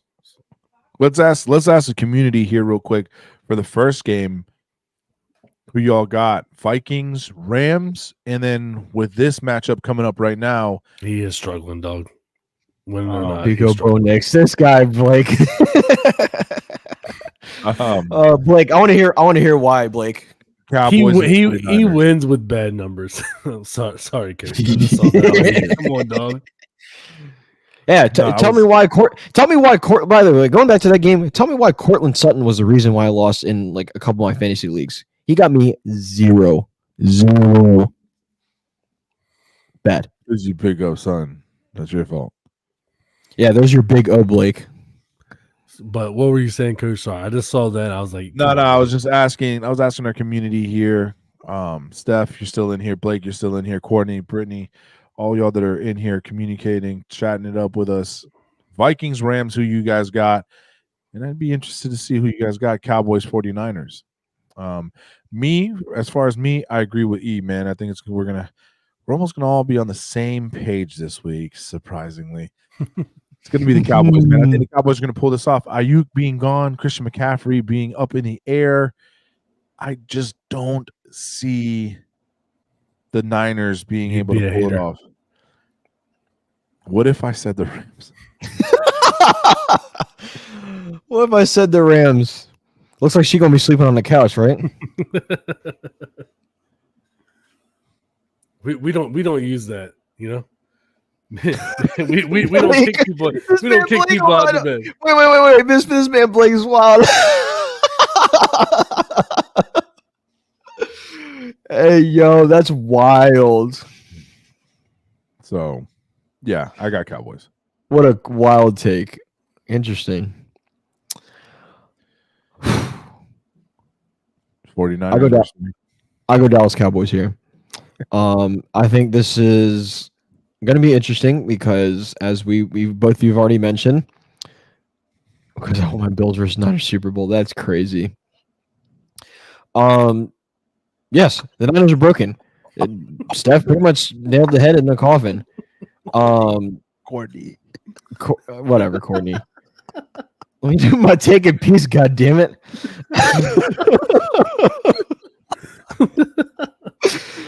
49ers they're just not a good team right now. They have no offense. What's his name? Brock Purdy is not a good quarterback, as Coach and I have been saying all season long. They have no Christian McCaffrey. They're injured with depth at their running back position.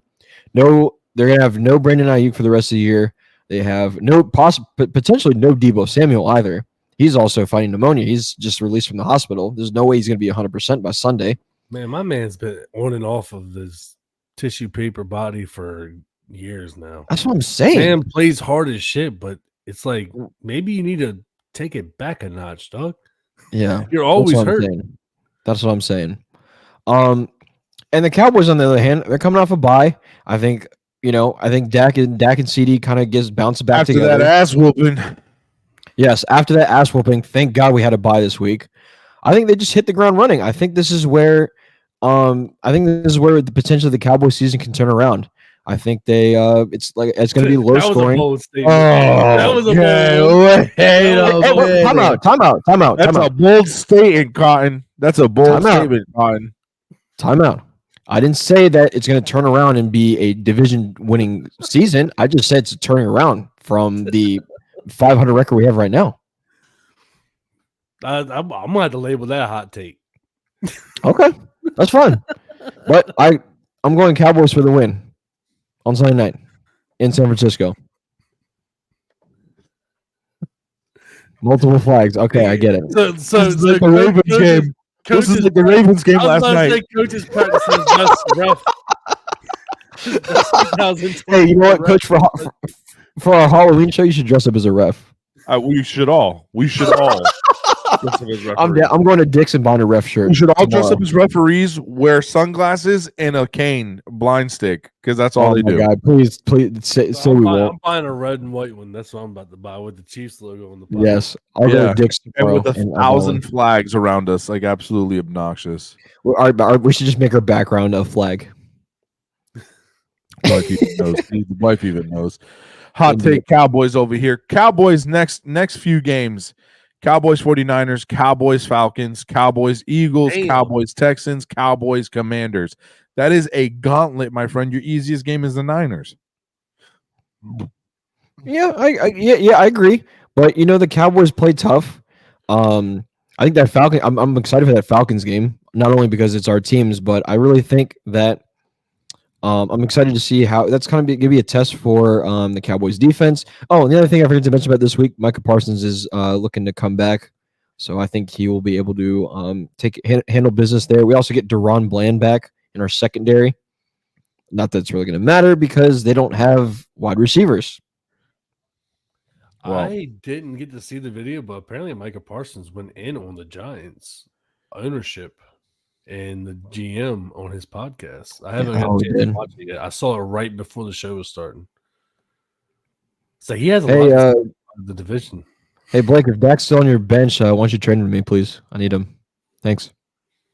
Send me a trade after this. All right, moving on to Monday night. Monday night, we have not a very exciting game. I don't know why I got excited for it. The New York Football Giants visiting the Pittsburgh Steelers. It burns me to say this. I will go Steelers. The Giants have nothing going for them. Their defense is going to dig a hole for Daniel Jones. Their offense is injury-ridden. Malik Neighbors will have somewhat of a decent game. He's not going to be enough for the Giants to win, so I will go Pittsburgh Steelers at home. Coach. Yeah, this is an easy one. Pittsburgh Steelers. Even though we just talk shit. Even though we just talk shit. He was trying to get that out so damn quick. He started stumbling over his words. He couldn't even get it out fast enough. All right, Blake. Appreciate you stopping in, bro. But yeah, Steelers. Their defense is too good for a struggling Giants offense, and the Giants defense isn't terrible, but I still feel like the Steelers are going to find holes and they're going to win. Yeah, no, Steelers look good. We'll see another. This is going to be scary because just like I said, how they gave confidence to Caleb Williams by giving him some trash teams to play against. Steelers are definitely kind of doing the same thing right now and giving Wilson some layup games. The Jets I thought it would be more of a shootout. I didn't really think that their defense was it. So now Steelers put them in a prime position to kind of get hot and give Wilson that chance to really connect with these guys and do it under the scope per se. Mm-hmm. So, do we want to make this? Do we want to make this our watch party of the week? When is it? Monday? Yeah, Monday. Or we can do. I don't know if he wants to watch the Vikings in peace, but we got to watch the Vikings with. I don't mind watching that on Thursday night. Tune in. We're watching that. All right, Thursday night. You're here right here on Loss of Yards. We're doing a watch party Thursday night. Vikings Rams. Hold on, Corny. What's the injury you wanted to discuss? Injury I want to discuss. Hold on. Was it not Tua? I thought I could have sworn it was Tua. Oh, Jaden Daniels. Potentially. No, we talked about him. He said he got his ribs hurt. Who is it? I would have said maybe because we didn't go in depth. The only person I can think of if on her mind is Jaden Daniels. Yeah. Jaden Daniels hurt his little ribs. He's all right. He'll be all right. His little ribbies. Braxton Berrios. Okay. Oh, okay. Yeah. So I was right. Jaden Daniels.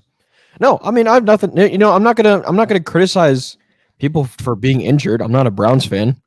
I'm not gonna cheer for an injury. No. I think my son has his last JV football game. You guys can start watching it, and I'll come in and watch it after or something. Maybe, cool. Probably not though, because we usually go out to eat after that. So we'll probably we can just do Monday then. Let's do Monday. Okay. Let's do Monday because at least that one we can really put to the test. Is the Steelers, are the Steelers for real, or the Giants gonna come up by surprise? I mean, look at the Giants. They went into Seattle and they totally just upset Seattle. So. Didn't say you're happy. I just want to talk about in general. Okay. Jaden Daniels, he had a rib injury during I believe it was first or second quarter during Sunday's match versus the Panthers. That was a massacre. Yeah. Yeah, it was the abysmalness, however else you want to describe it. Probably gonna be out for they're saying right now 2 to 3 weeks. Do we think that the injury bug, the injury curse for Washington still continues?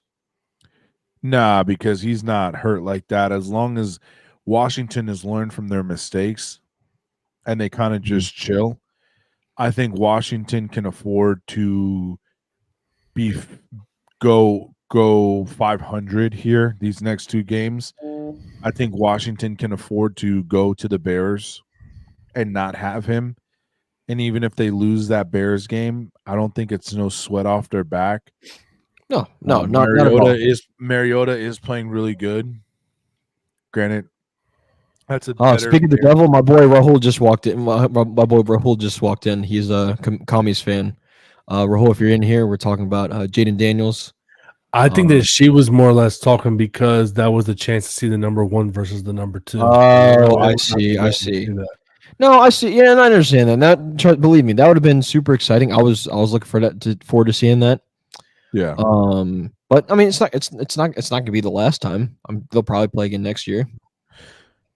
I think, I agree. It would have been cool to see, but I'm okay not seeing it. I want Daniels to get healthy.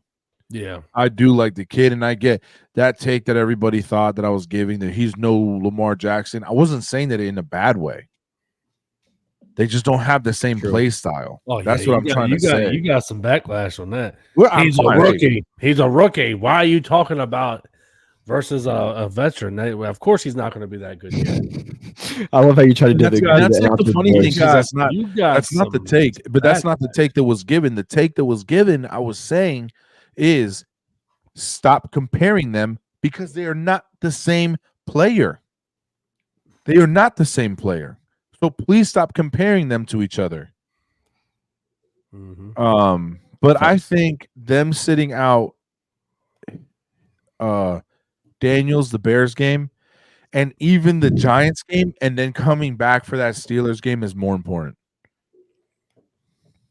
I would say coming back to the Steelers game might be tough, and even come back for the Eagles game. That's two tough games that you come back to because those two, well, especially the Eagles, that's going to be a big test on Thursday night. Because the Eagles, it's in Philly. It's not an easy place to play. Division game. You know how division games roll. And short week as well. I mean, obviously it's not going to matter for him because he's going to be still, on the sideline. But that's just something to keep in mind. Yeah. They have a pretty good stretch coming up here. And so as we mentioned, we have the Bears come up this weekend. Then they play the Giants, which they should win. Then they have the Steelers and the Eagles and then the Cowboys. I believe if they sit them out, the Bears game and the Giants game, there's a possibility of losing that Bears game, which is fine. It's fine. It's one game. It's one game. And I believe they can sit them out against the Giants and beat them with their backup. With Marcus Mariota, because you just said it. Marcus Mariota is playing really good. He looked really good on Sunday. I agree with it. As much as it pains me to support Washington. It's not like they have to change their game plan. Is he as good? No. I'm not saying that, but he has a similar. But he's a fun replacement. He's a just fine of a replacement. He's their best case scenario.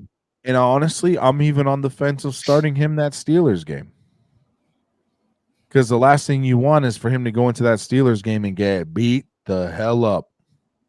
Right. And Jaden, for me to feel safe, right? Because we've all said it. Ribs are week to week.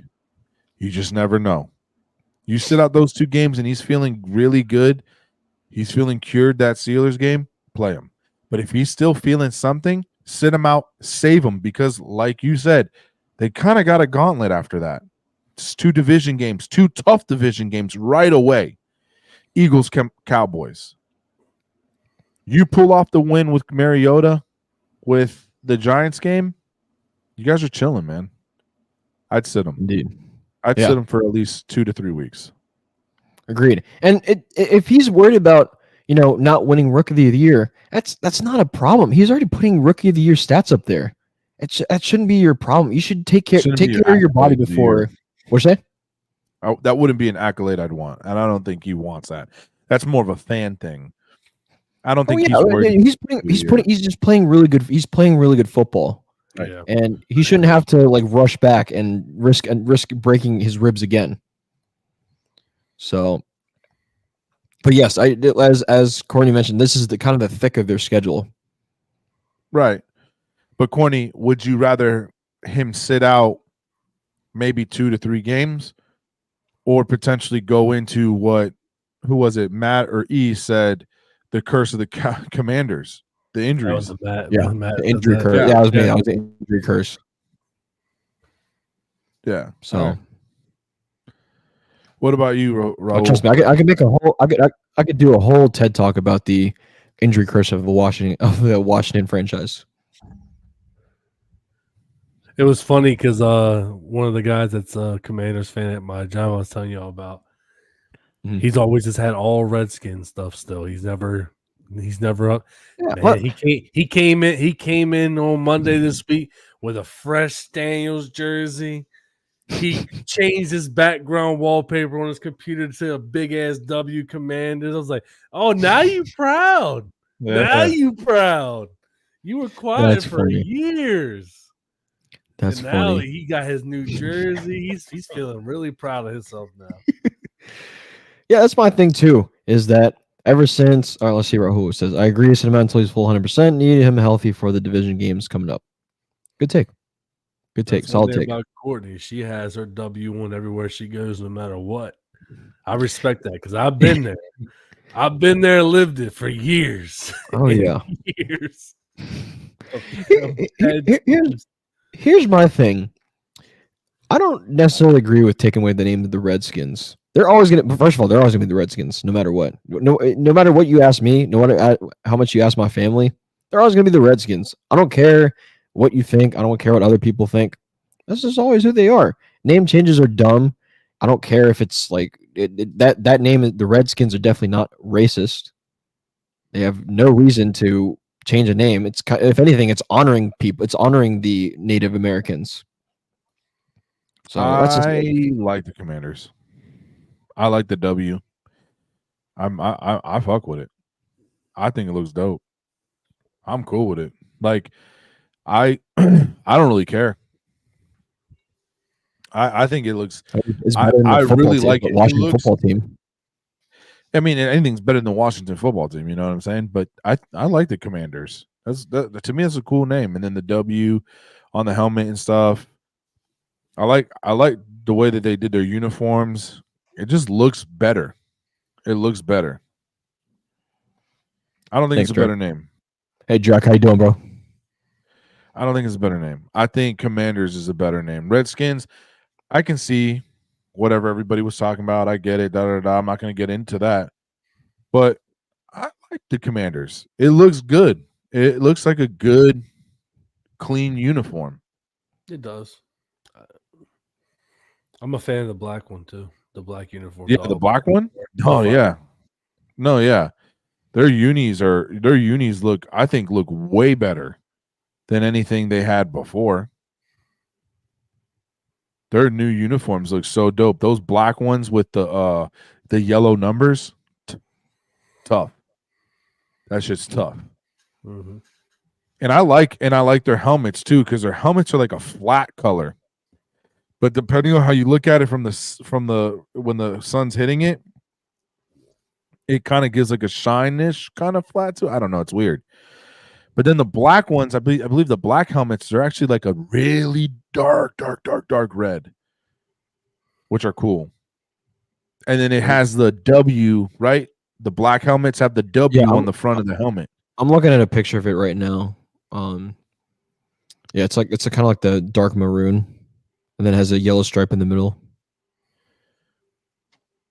With the I like them, man. I think it's not a bad name.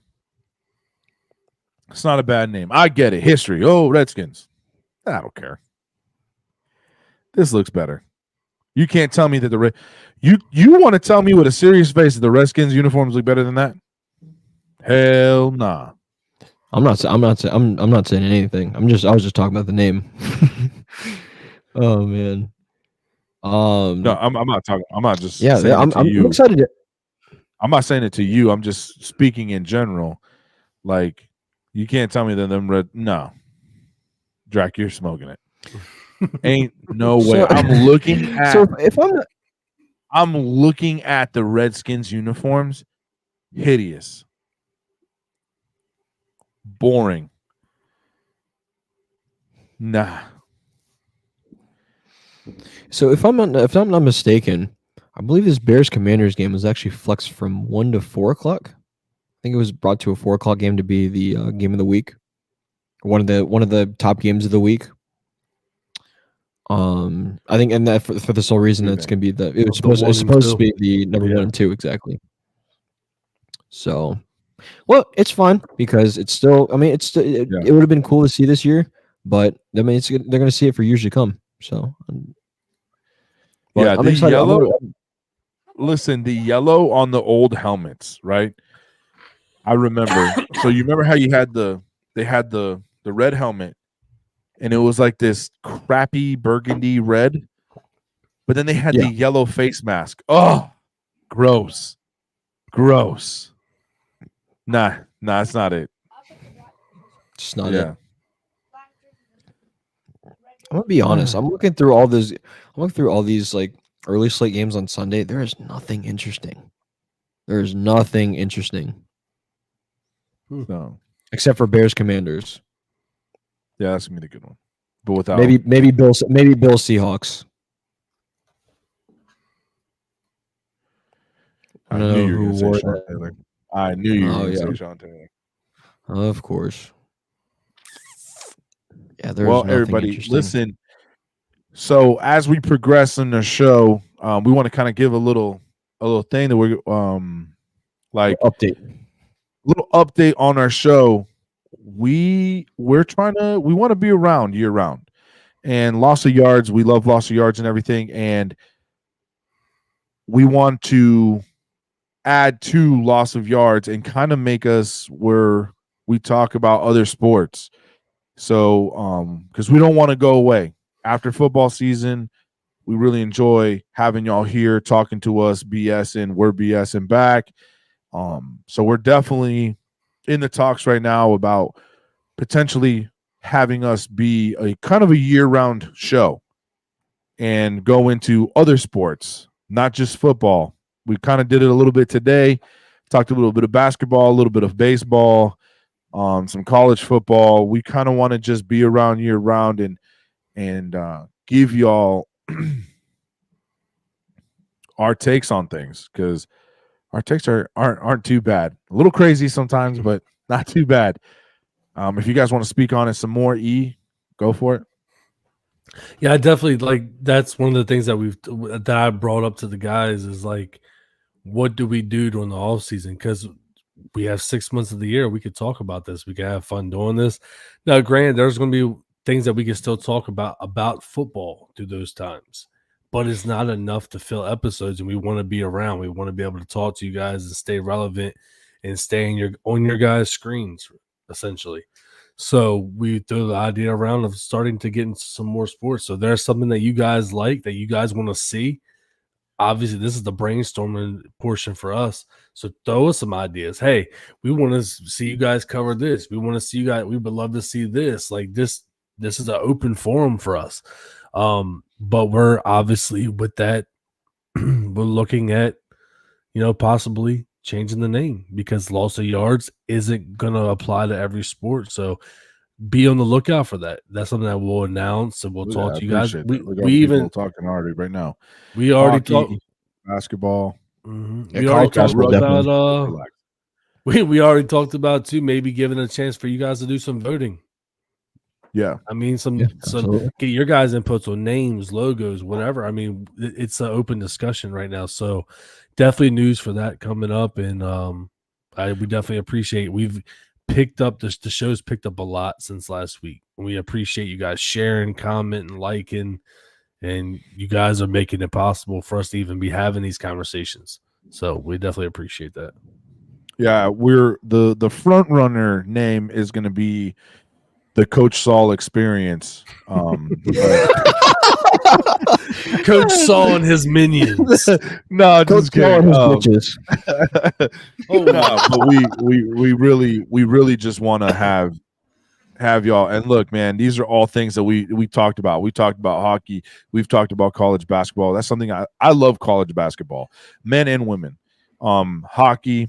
Yep. I've seen enough hockey and been to enough games. I used to live down south. I used to go to the Panthers games all the time. Love hockey. Yes, as a Puerto Rican man, I like hockey. That is weird. I get it. You know what's crazy is I went to a Panthers game last year. My team is the Ducks, as you can see right behind. It's a great Hispanic population that was at the Panthers games. That's racist, but okay. No. It's a great vibe. What do you mean it's racist? I just saying it was a good vibe. I'm messing with you. But yeah, no, we definitely good. The Sabres. Oh. All right, here we go. The hot takes. Here we go. No, we definitely appreciate it, man. This is something that seeing you guys react to it and you guys are all for it. Like this just makes it even easier for us because we definitely go Caps. Okay, it's not a bad team. No rule. It definitely makes it even easier for us. We've got a couple names that we've already thought about. We've got a couple things. We'll make the design. Me and E are pretty savvy when it comes to stuff like that. A lot of the graphics, well, almost all the graphics are E. I'll chime in here and there, but we do some Coach graphics. Does have a little fan You got a pretty favorite artistic right taste. Last time I looked before the show, we were almost at 900 likes on that graphic you created. So we probably over the 1,000 mark. Holy shit! I'll pull it up. So Pull everybody can it up. see. Show everybody the graphic I made. All my Is it on Instagram? It's on It's on Facebook. That's it. Oh, because you spread it throughout the different I put pages, it right? in one group, and it's been 1,031 likes right now. Holy shit, that's crazy. So here is the graphic that Coach blessed us with today, and everybody is loving it. I do my thing. I dabble. Hey, I dabble in it. What group was this in? Isn't a Baltimore Ravens group, but they are sharing it like crazy. As you see, 311 shares. Hey yo, Steph exposing me. 3 comments. Look at this girl, Steph. That's over 1,000. 1,000. That's bad, Coach. Hats off to you. I appreciate it, man. I appreciate it, and I think I'm gonna try and do it for. We talked about it. Try and do it for all our teams. So whenever our teams win, obviously, I will make one. If our teams lose, I'm not gonna make one. When they loses. Yeah, when they loses. Hey, Danielle. I appreciate it. Yeah. So guys, no, we really, honestly, we appreciate it. We appreciate the feedback that we just got. So none for you, man. That's crazy. Damn. Nope. Instantly coming in with the fire. It just clicked in my head what she was saying. Like, damn. Instantly coming in with fire. Oh, I hate my life. Nah, but we appreciate it. And this made it, for me at least, it made it like I feel more comfortable now knowing with the support of y'all. We figure doing like a kind of a brand change earlier versus later would be easier, and we appreciate that you guys are on board and kind of help us transition into that to where we can cover hockey, rugby, college basketball, baseball, basketball. I ain't gonna lie to you. One team for the whole rugby tonight. The All Blacks are fun as shit to watch, man. Like the way they chant. No, it's the team's called the All Blacks, dog. What the fuck you talking about? You ain't never seen their chants? They're fucking phenomenal. Hold on. Let's play. No, play it now. Are you gonna play it? Hold on, I'm gonna try to find one real quick. Hey, always point out if you're still hanging out with us, we appreciate you spending your Tuesday evening with us. Make sure you're hitting that like button. Make sure you're hitting that follow button. Make sure you're just subscribing. You're talking about the team from New Zealand. They got the Oh. Hold on. I got you.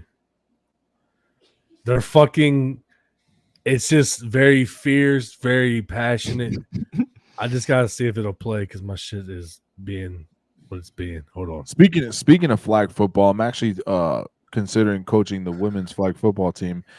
Hey, there you go. I love flag football, man. It's cool, and I love what they're doing for the ladies and giving them the opportunity to get some scholarships to play, man, because it's actually blowing up really quick. The flag football sector, and I love the fact that it is giving these girls a chance to play football and get scholarships in college. Love it. I love it. You see the name on that jersey, Matt? You see? It Yes, says I see it now. Blacks. Okay, all right. So what's with the feather?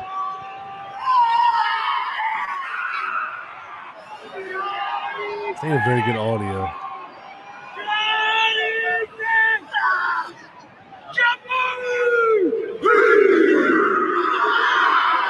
Makes you talk crazy.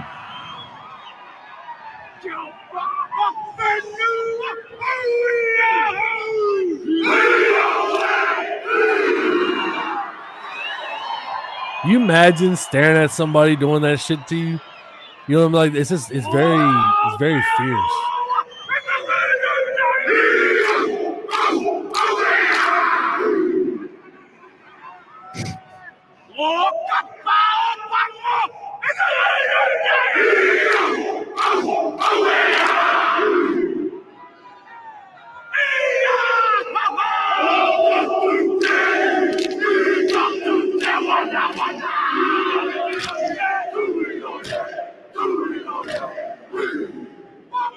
When you start sticking their tongues out, it's crazy. I just think it's just very. You know what that's for, right? It was to display. Back in the day, they used to believe that it's displayed power. It displayed pride and unity and strength and all that jazz of their unit, and also to be intimidating, like you said, Yeah, exactly. to the opponent. Yeah, it gets into their heads. So I just think it's very. I found them through a motivational speaker that talked about them, and then I saw he posted at the end of his clip them doing that, and it's crazy.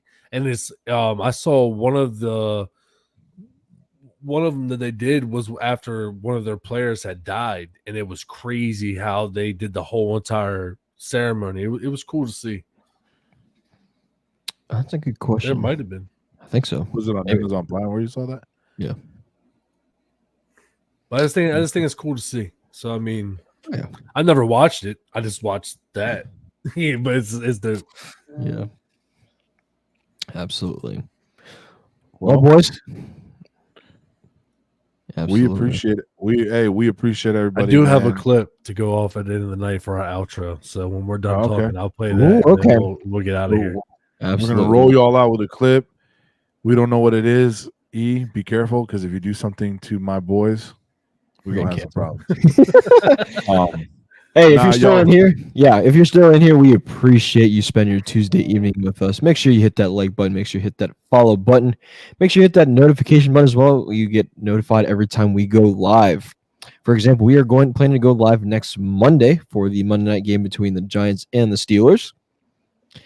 Follow our TikTok. We got a whole bunch of videos on there. Our so YouTube much good channel, content. our shorts. You get clips of all of our videos, man. A lot of good takes and a lot of good stuff, man. We really appreciate everybody being here, for real. We really do. We really. In the meantime, we hope you have a good rest of your week. You have a good week 8 coming up. No worries, Drake. Worries, Don. Absolutely, you're good, Drake. And take care of yourselves. Be blessed for every day, and we'll see you next week. Love each other. Appreciate respect y'all each other. tuning in. Yes, sir. Love each other. Respect each other. Be easy. Enjoy this clip, whatever it is.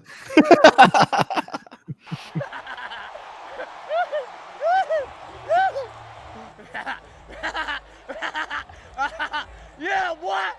Yeah, what? Yeah. Yeah. Come on, man. Come on, man. They thought this gonna be sweet.